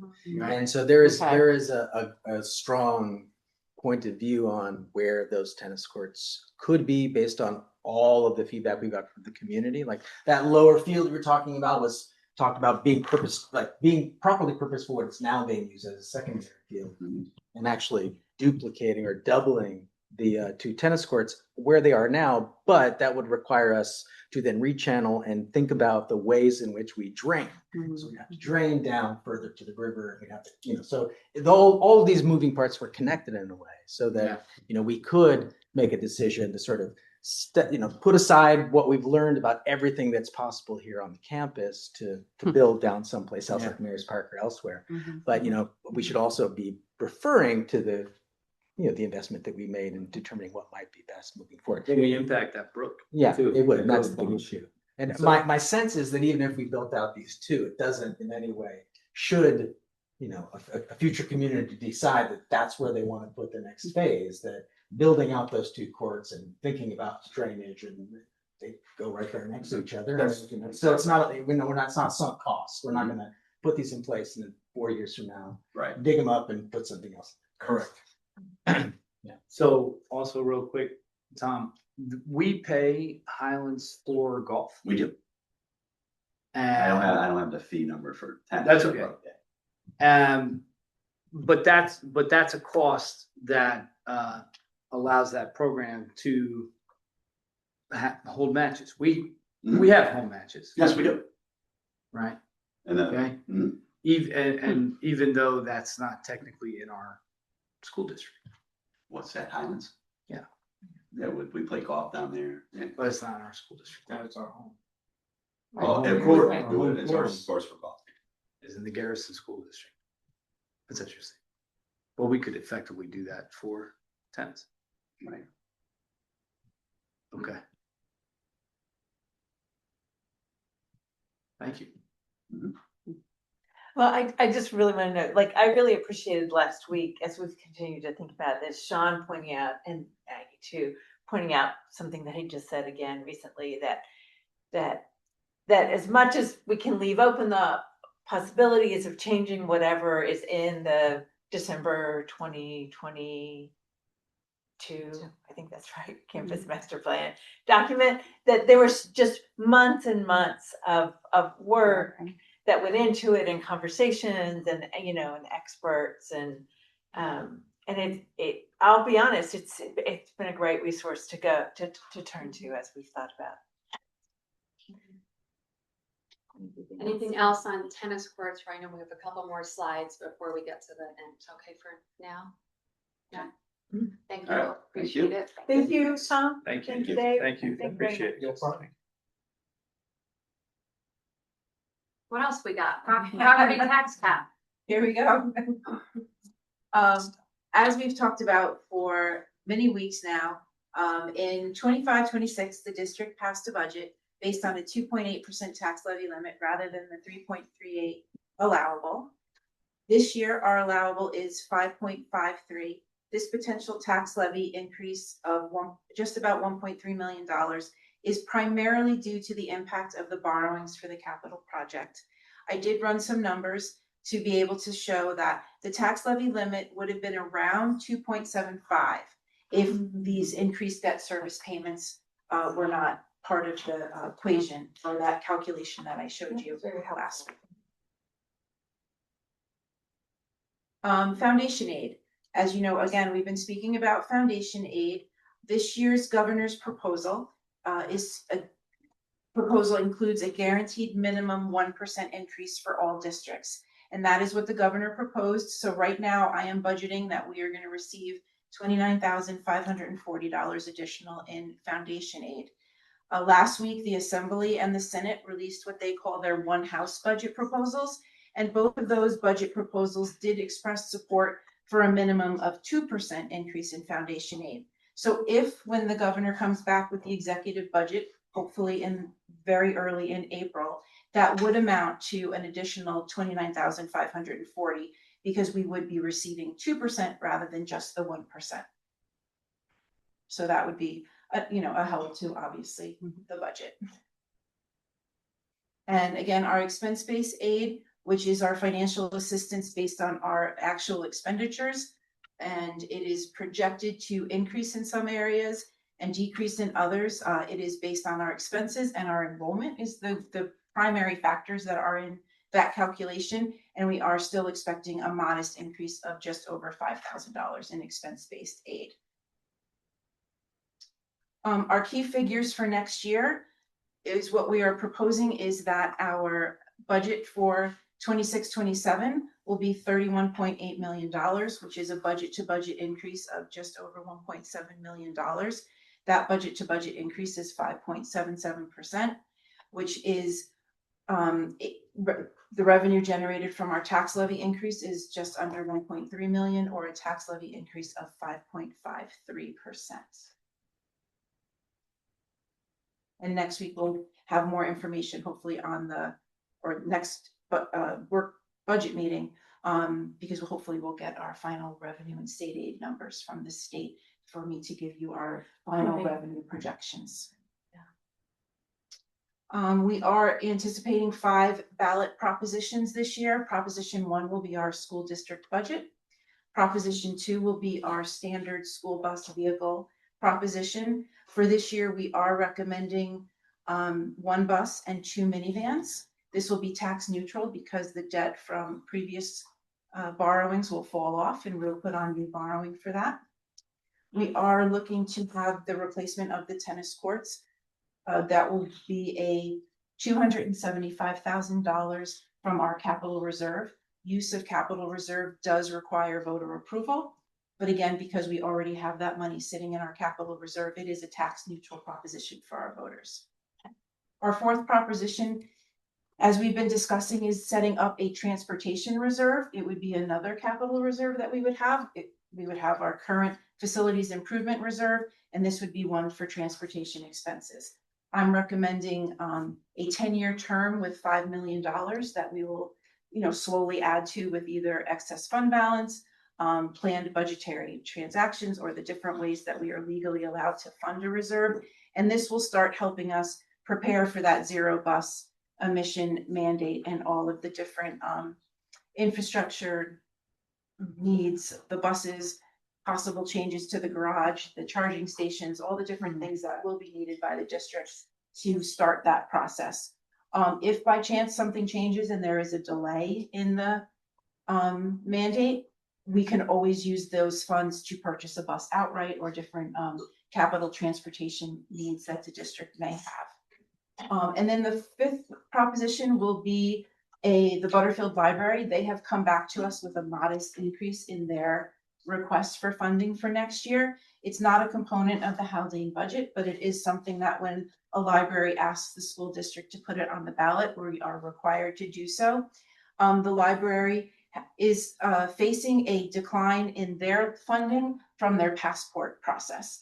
The government has stopped certain types of libraries, association libraries and not-for-profit libraries, of which Julia Butterfield is one, from being able to offer passport services anymore. So they have asked for a modest $3,000, It's very- very Yeah. modest increase to there. So that will be on our ballot as well. Sorry, I feel like I'm losing my voice. And then tonight was our pre-budget hearing, and we have to adopt our resolutions. It's in new business tonight. And then the April 7th meeting, I'm very hopeful that we have a final proposal from the governor, and the actual budget has been passed in the state, and we will give you your estimated revenues and the tax levy, and then we will head right into budget adoption on April 21st. And the one thing actually that's not on here, and I should have said earlier, is that, can you go back to the slide for just a second? That this year, the board, I mean, primarily Dr. Duffy and me, maybe Maggie, if she wants to join, or another board member, on April 7th and May 5th, will be here, a handful of us will be here a little bit early on those nights to have, right, because meetings offer such limited opportunities for open conversation. Those would be opportunities to have more of a conversation and questions and answers about the budget. So those will be April 7th at 6:30 and May 5th at 6:30. I had a quick question about on the proposition, the 2 slides back. The money for the tennis courts coming out of a capital reserve, is that separate from the turf field capital reserve? We have one capital reserve, which is for all. It is the same capital reserve that we use the money to replace the turf fields. But we set a new limit and a new term on it. We also do have our repair reserve, and as you'll remember, we are still funding our repair reserve. And so we are putting some money in there as well in case the turf needs an actual repair instead of a replacement. But we could at the same time, if necessary, move our funds from our repair reserve into our capital. And the repair reserve doesn't need voter approval if we just repair the turf. It needs just a public hearing. Yeah, But except if for we had to emergency. replace it, that's when we have to get voter approval. Correct. If you use the capital reserve, it requires voter approval. Thank you. Super quick. I might have asked this before, not sure. I'm not remembering if you answered it. If we do plug in electric hybrids on the minivans, does that fall under us moving towards?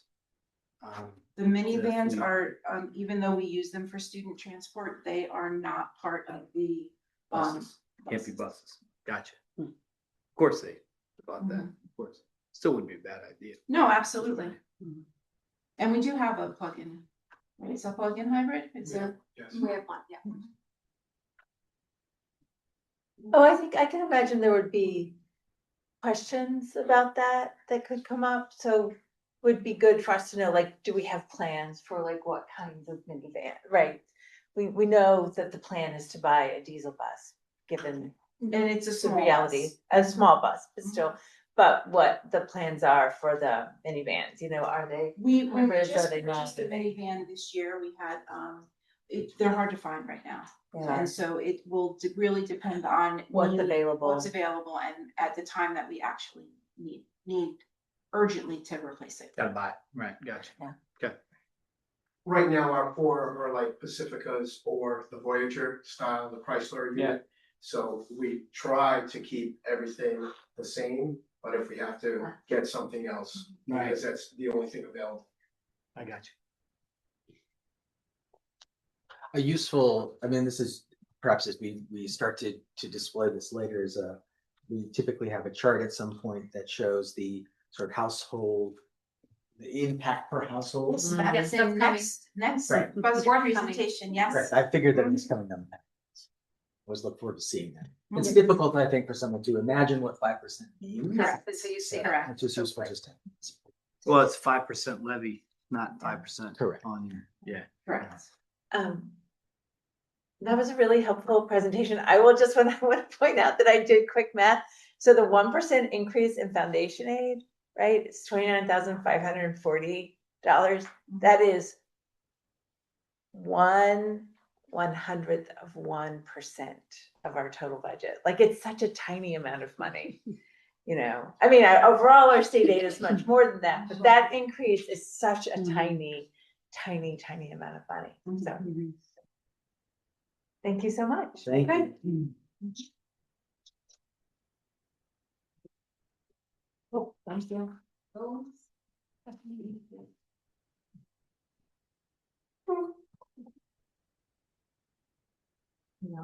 I agree. It's such a cool thing to be on. Maggie, it's good for you. It is, okay, It's very good. good. All right, okay. So, we're now at the,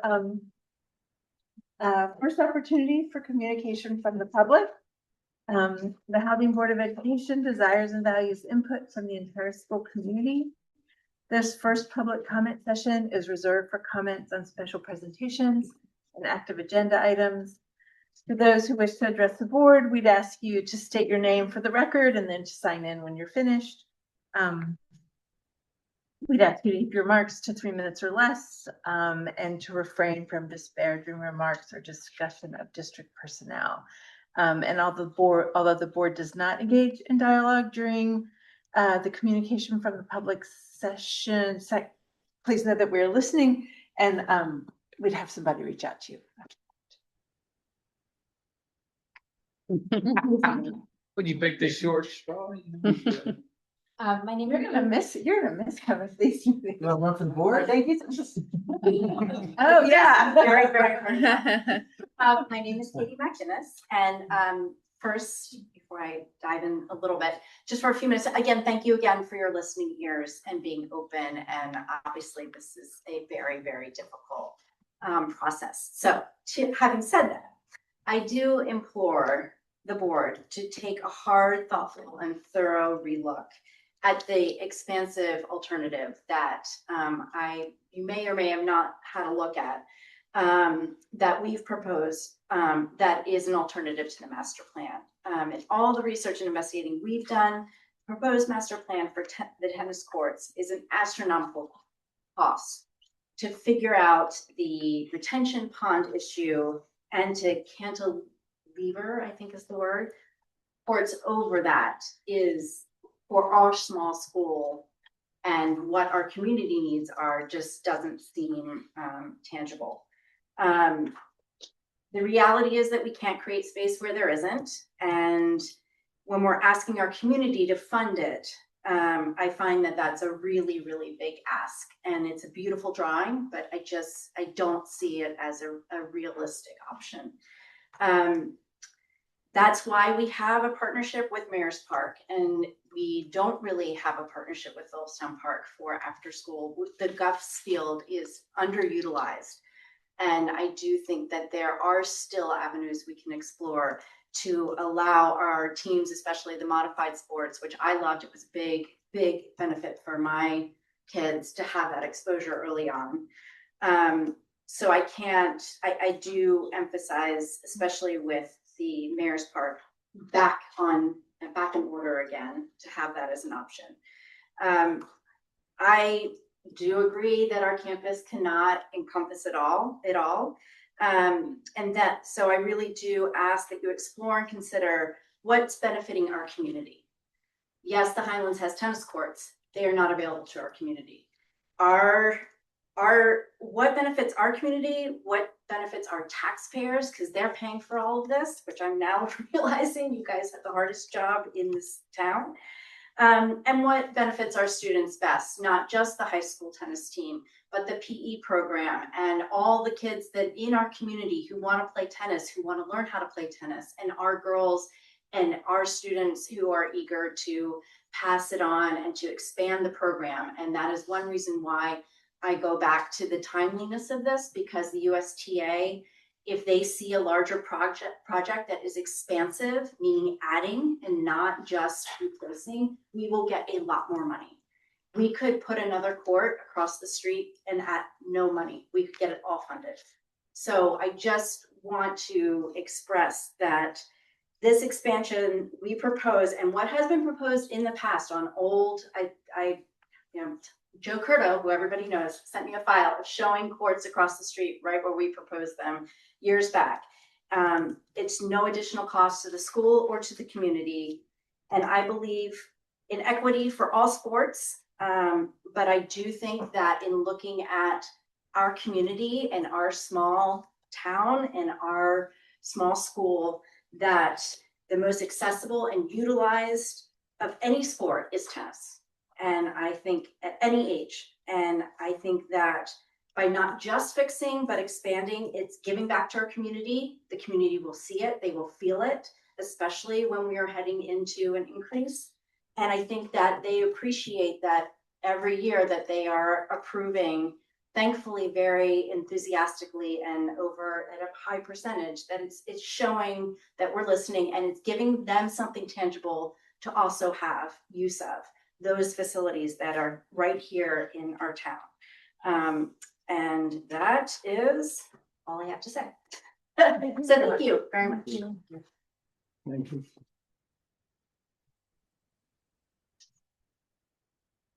Anybody else? All right, thank you very much. So now we're gonna move into the rest of the agenda. So next we have our administrator reports on for everybody's access. I'm actually, there's so much to say in all of them that I just, a few things I wanted to highlight. Ms. German report highlights how they've been following and tracking the academic progress of the pre-K, and that's going to give us, you know, important information about that program as well as how to support those students going forward. The Ms. Sniffin's report mentions that we have a national merit finalist, which is very exciting. Multiple folks talked about the really important plan for Thursday Superintendent Conference Day, which offers such an important opportunity for professional learning. And Mr. Cunningham reports on the progress of the Athletic Council, which is something that Dr. Duffy and Mr. Cunningham implemented this year. And it really, that sounded great. Like they met and really a lot of progress and important conversations. Mr. Elder is today, I think, right, at Cortland doing the Teacher Career Day. So that's a great opportunity for Haldane to be meeting with prospective teachers, teacher candidates, and to be spreading the good word about our school to people who might consider coming here for employment. That's actually been something he's done, you know, really with the support of the rest of the district, really building out our network. So that's great. All right, so moving into, I don't want to cut anybody off. Moving into consent agenda minutes. May we have a motion, please? So moved. Second. All those in favor? Aye. Aye. Any opposed? Consent agenda, financial, may we have a motion, please? So moved. Second. All those in favor? Aye. Any opposed? Next is consent agenda personnel. May we have a motion, please? So moved. Second. And just lots of couple of volunteer coaches and other volunteers. So really a big thanks to those folks. And Barbara, so we do have a retirement, Barbara Palace, who's a teaching assistant, who's been in the district for 8 years, I believe, correct, yep. And so just want to thank her for her years of service and really wishing her all the best in her next chapter, although it won't begin until the end of the school year, but we wish her well. Yeah. All those in favor? Aye. Aye. Any opposed? And next on the agenda is everybody's favorite topic, the Haldane Central School District calendar. Yeah. Yes. So, you know, all the things that you think you might learn when you're brand new to a district, to me, it was the number of snow calls that we had to make that the whole region experienced. So what you have on the agenda tonight is really a labor of love. It's been 12 versions of our calendar. And so what we did after, we have a calendar committee as per our contract. So we have representation from each of the units that come and meet, and we talk through the calendar each year. And we have some things that we have to follow in terms of mandatory days off by the state. We try to the very best possible having our calendars align with BOCES so that we're supporting our students who attend there. We also try to align the calendar as best we can with Garrison, as we have families that are students coming from Garrison to join us for high school and other programs. And so this calendar for 26-27, with all that being said, has been particularly challenging additionally, because for many years for our spring break, Easter and Passover have fallen on the same week. So we haven't had to consider additional time off. For 26 or 27, Passover falls the end of April, and our spring break with Easter falls the end of March. And so we already had 2 days that we were being in line with every other local district and BOCES having those 2 days off. And then we talk through, when do we want to start school? We look at the number of teacher days, the number of student days we have to have per state. And then for me, looking through kind of inheriting a calendar that had 3 snow days with then the option to go to remote. We, we came out a little early with that this year just because we were the only district that had 3 days. And districts range from 4 to 7, 7 more in Southern Westchester than around here. And so all things being equal, after the last couple snow days, we brought the calendar committee back. And what you see before you tonight is a revised calendar. It is not perfect. I am not making everybody happy, and I acknowledge that, but it's the very best I think we can do given all of the constraints that we're up against. And so just important to note, our first day of school for students will be on September 1st, and our conference day will have 1 conference day the day before August 31st. We'll start school on September 1st. A lot of it's the same that the community already saw. What's a little bit different is getting to February break. We are taking 2 days off, the 15th and 16th, no school. We'll have a conference day on the 17th, and then we'll have 2 days of school for the end of February break. This week is not aligned with BOCES or Garrison. It wasn't quite possible to align that and get everything else in the calendar that we needed to do. There's a little bit of flexibility though with, we have again, X amount of days we have to follow. We have an additional day off in May, which maybe is welcome with the warmer weather. So this is aligned to our contracts that we need to have that aligned to. It meets the state required days off. It's recognizing the need for 4 snow days. And of course, I add 4 snow days and then it won't snow next year at all. But it's set up to the best. I'm just trying to have some humor with it. For mouth to go. It's set up to the best we can do. And, the community and the staff and our students, our commitment as we look at this every year, we have a calendar committee for that reason. And again, we try to make all things equal. And this is the very best version that we were able to come up with. So that's what we have tonight for the board. Sorry, I was long-winded. I just wanted you all to hear all of that.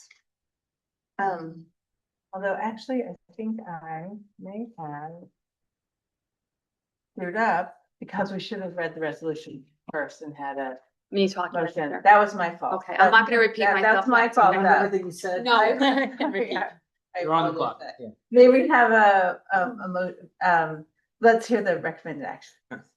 Be it resolved that upon the recommendation of the superintendent of schools, the Board of Education hereby approves the 2026-2027 district calendar as attached. May we have a motion, please? So moved. Second. All those in favor? Aye. Any opposed? Maybe Moving, if I can just quickly, so I'm just mindful of time, it's almost 9 o'clock for our very hardworking administrators in the room. If you're so inclined, perhaps you scoot out now so that you can get ready for tomorrow if you would like to. Don't be shy, please. Just if you have a bit of a excuse, please. Thank you. all right. Thank you. Yes, have a great night. Be safe. So Sorry, I can't dismiss all of you. Thank you. Anybody can leave. Yeah. Thank Have a you. good night all. Katie, Bye. you could have left after you spoke. That's right. Like, I'm good. I would say it would have been very dramatic too. If you just, yeah. That's fine. Thank you. All right, so moving into new business, the first starting with the CSE, this Committee for Special Education and Committee For preschool special education recommendations, may we have the recommended action, please? Be it resolved that upon the recommendation of the superintendent of schools, the Board of Education hereby approves the recommendations of the committees on special education and preschool special education as presented. May we have a motion, please? So moved. Second. All those in favor? Aye. Any opposed? And next, may we have the recommended action for the inclusion of Proposition 2? Be it resolved that upon the recommendation of the superintendent of schools, the Board of Education hereby approves the resolution to include Proposition 2 in the notice of the annual district meeting on May 19th, 2026, as written. May we have a motion, please? So moved. Second. All those in favor? Aye. I'm sorry, that has to be a roll call. Oh, that's right. I know, it even says it right there. Sorry. Oh, we had the second. Okay, yes. Okay, President Clements, Yes. Vice President Valentine, Yes. Trustee Clemenson, Yes. Trustee Cupper, Yes. Trustee McNall. Yes. And now the recommended action for the resolution calling for the inclusion of Proposition 2. Three. Be it resolved that upon the recommendation of the superintendent of schools, the Board of Education hereby approves the resolution to include Proposition 3 in the notice of the annual district meeting on May 19, 2026, as written. May we have a motion, please? So moved. Second. Can we talk about that for a hair before I vote? The wording on that, maximum estimated cost is $275. The amount of $275 from the district's facilities improvement reserve established in 2018 and amended in 2025. Money comes in from a grant. Does that affect the wording of the resolution? No. Because it would be after. Because it would be after, yeah, we have to have authorization to remove all of it from the capital reserve upfront.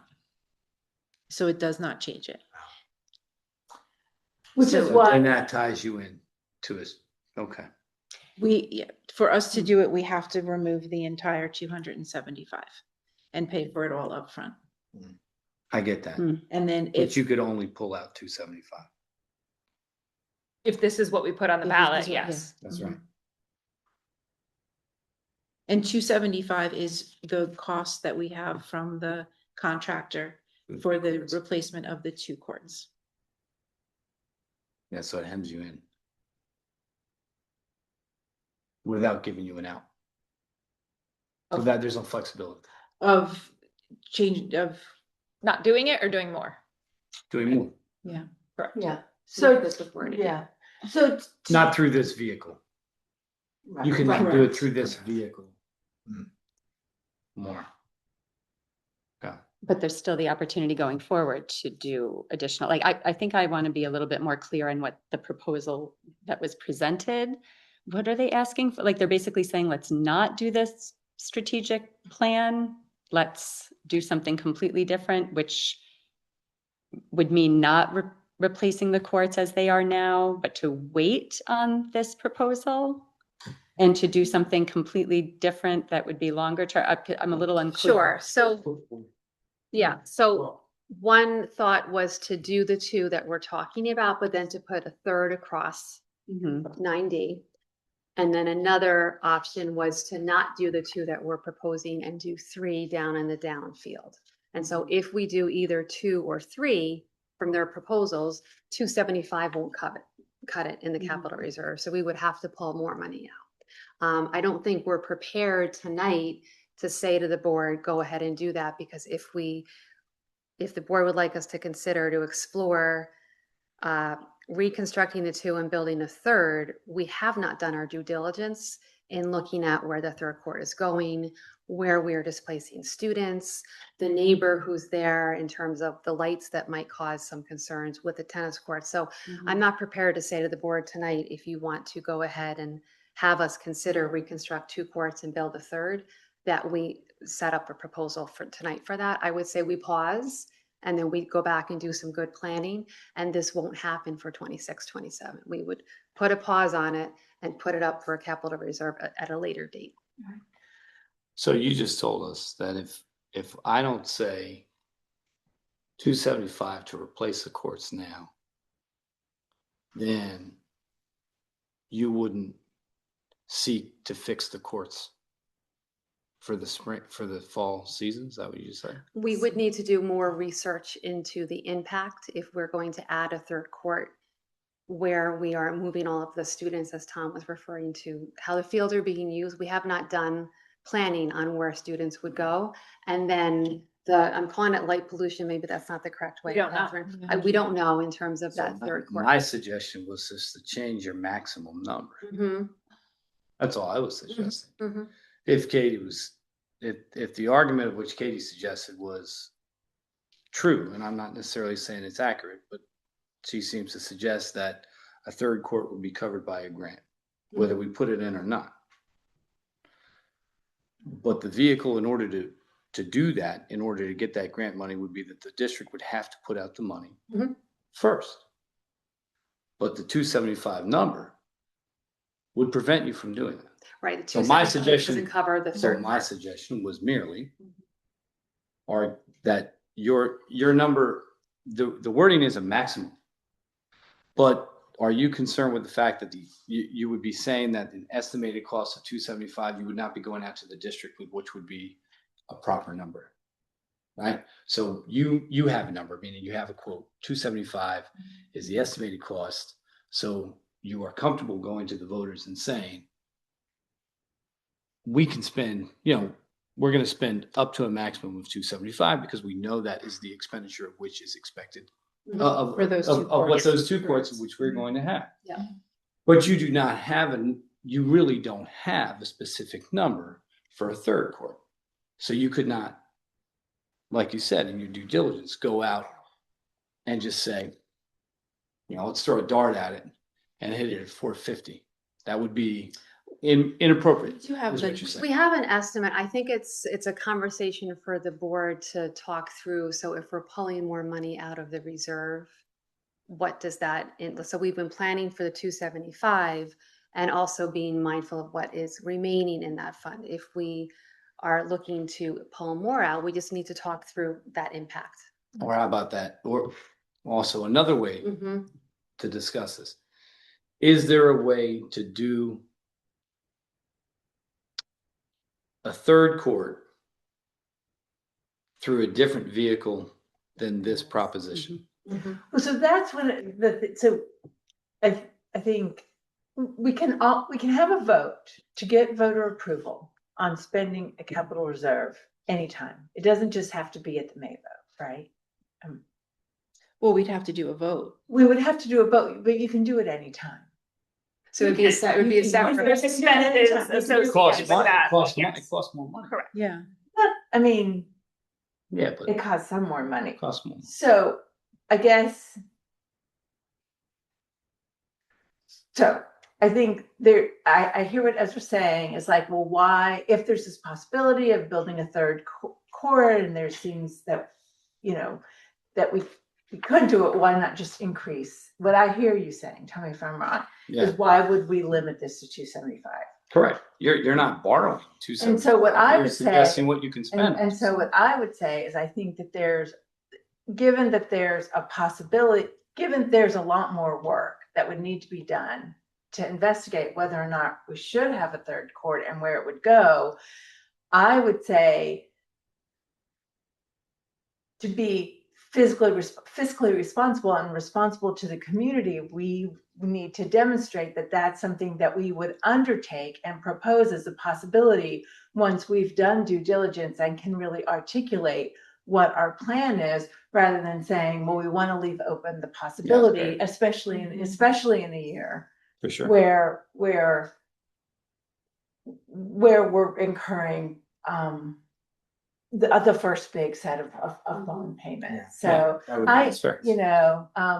it's because even when I was hearing her talk, and I mean, it just to me doesn't seem responsible even to make a decision to drastically increase a request of the public to spend this capital reserve without having given it the level of consideration that we typically do. I think. Yeah. Even No, I think though what I really hear you're saying is like, well, we don't necessarily have to spend, the money.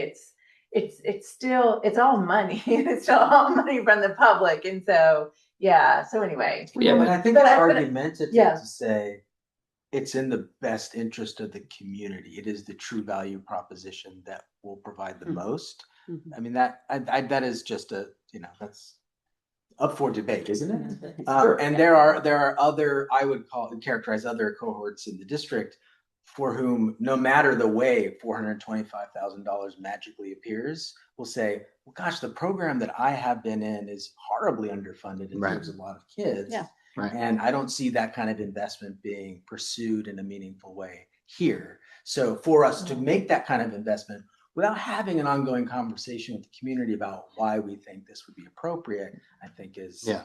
I think that Yeah. Opposed. it doesn't in any way, I think, represent the way we have been going about how we For do sure. things. So And then, that's- and the 275 proposition to replace these courts and, not just repair, but really replace these courts, addresses a need, and then we can still leave open the opportunities to do, like what Peggy said, due diligence on other opportunities, meaning that space is not going to be something different. Right. It will be courts. Those Yeah. two courts were still going to be courts.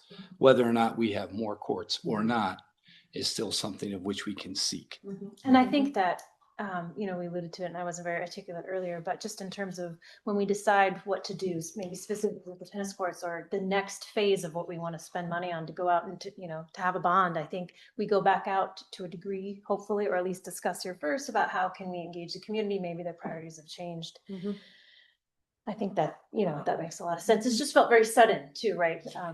It just sudden and it's drastic and it's, we're being so careful with the whole capital plan, just over the years about It makes me feel like the way I felt when I first bought a house, and I always regretted it. First time I bought, I was like, "Oh, I gotta get it." You get your pocket Sticker shock. Yeah. Yeah. Breaks. I got a new car to sell you too. I just value the conversation. So before I voted, I wanted to throw that out just to see, just you're right. where we're at, what the process is, and listen to kind of understanding where the board sees due diligence on a project. That's all. Well, and we were presented with new information, kind of late in the game too, but I think that, the courts are basically unplayable, right? Like if we don't do this, then the PE classes aren't using it. There's like not even a chance for the team to use them next year, right? Like we would be forced for that team to go to the country club, but no PE kids would be able to use the courts, right? Like there would be, like they're not playable right now. And I do really appreciate Katie's and others' emphasis on a resource for the community. I do, but I have to say, as a board member, that's like frosting, that's like frosting on the cake. Like that's a nice extra. Like I feel like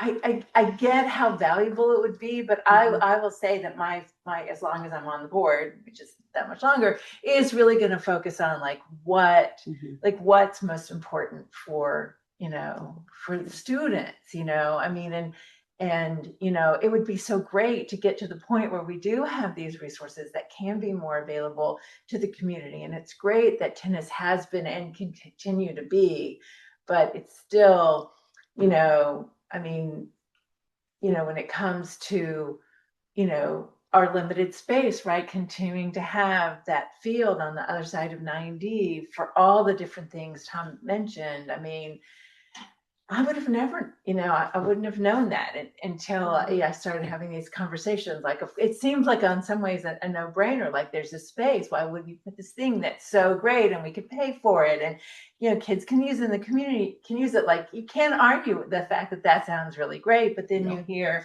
Tom talk about the fact that, like, teams need to spacing. use that space on a regular Mhm. basis, you Yeah. know? But then, you know, Katie brings up some other ideas like, well, let's think about like other potential partnerships about, you know, what we could potentially do. And I think it is exciting in a couple of years, people will be ready to make some plans for some other, work, I think. And it's really part of our continued long-term planning. And that's Yeah. Gail's mantras, Sorry. long-term planning, And safety safety. and security.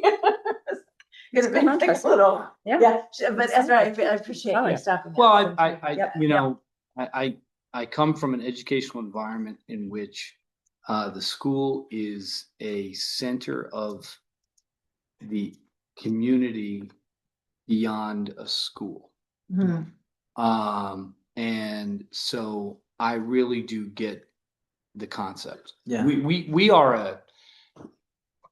Well, first off, we're the largest municipality within this municipality, basically. And we are a focal point of the community. That's just how it is. Yeah. Well, whether, it goes well beyond teaching, right? And educating kids. And so, I get it. I totally get it. And I understand where they're coming from. I just wanted to throw those things out. And I appreciate the Very conversation, important. guys. Thank you very much. Thank you. Yeah. Thank you. All right, so now I think we are ready for the roll call vote on this resolution calling for the inclusion of Proposition 3 to replace the tennis courts. President Clements, Yes. President Valentine, Yes. Trustee Clemenson, Yes. Trustee Cupper, Yes. Trustee McNall. Yes. Right. And now moving on to the resolution calling for the inclusion of Proposition 4, which is the creation of the transportation reserve. Be it resolved that upon the recommendation of the superintendent of schools, the Board of Education hereby approves the resolution to include Proposition 4 in the notice of the annual district meeting on May 19, 2026, as written. May we have a motion, please? So moved. Second. The vote? Discussion, we're good. President Clements, Yes. Vice President Valentine, Yes. Trustee Clemenson, Yes. Trustee Cupper, Yes. Trustee McNall. Yes. All right, and now, to move to the resolution calling for the inclusion of Proposition 5 for the Butterfield Library budget. May we have the recommended action? Be it resolved that upon the recommendation of the superintendent of schools, the Board of Education hereby approves the resolution to include Proposition 5 in the notice of the annual district meeting on May 19, 2026, as written. May we have a motion, please? So moved. Second. I have a quick question about this. Is Butterfield planning to come or just have us do this presentation of that they've lost the passport? Okay, that's fine. We offered, Yeah. and they previously had not intended to ask for a proposition Right. on the ballot until the passport. Yeah. All right, that's fine. So we can do the vote? President Clements, Yes. Vice President Valentine, Yes. Trustee Clemenson, Yes. Trustee Cupper, Yes. Trustee McNall. Right, and now moving on to the resolution calling for the annual district meeting and vote on the propositions in the trustee election on May 19th. May we have the recommended action? Be it resolved that upon the recommendation of the superintendent of schools, the Board of Education hereby approves the resolution calling for the annual district meeting vote on propositions and trustee election on May 19, 2026, as written. May we have a motion for that? So moved. Second. And I don't think we have any discussion. So- President, sorry, Yes. President Clement, Yes. Vice President Valentine, Yes. Trustee Clemenson, Yes. Trustee Cupper, Yes. Trustee McNall. Yes. And now may we have the resolution to approve the agreement between the Haldane Central School District and Keene and Bean PC. Yeah. Be it resolved that upon the recommendation of the superintendent of schools, the Board of Education hereby approves the agreement between the Haldane Central School District and Keene and Bean PC School Board Council, effective April 1, 2026 through June 30, 2026, to be paid in 3 equal installments of $2,083.33, and authorizes the board president to sign the agreement on behalf of the district. May we have a motion, please? So moved. Second. Regular vote. Yeah, all those in favor? Aye. Any opposed? Board reflections? I understand there was a lively discussion about rerouting traffic at a recent PTA meeting, or not lively, or I just got it, someone. I was on it. Yeah, and I appreciate everyone communicating forward. It sounds like some great questions were asked, and some the dubious thoughts were also expressed about it. But I feel like we're communicating about it, like people know about it, which I think is the most things that. Yeah. And we offered congratulations to Max Sanders as valedictorian. I would also like to say congratulations to Louisa Shimming on being salutatorian. Good job, Louisa. I know that we're not, we don't go out of our way to ask individuals to consider running for the board, but it certainly is my hope that perhaps we have received interest from individuals, and if so, if we are not, what does it mean for us, and what does due diligence look like as a board trying to increase interest? And is there something we should or shouldn't collectively do, or can collectively do?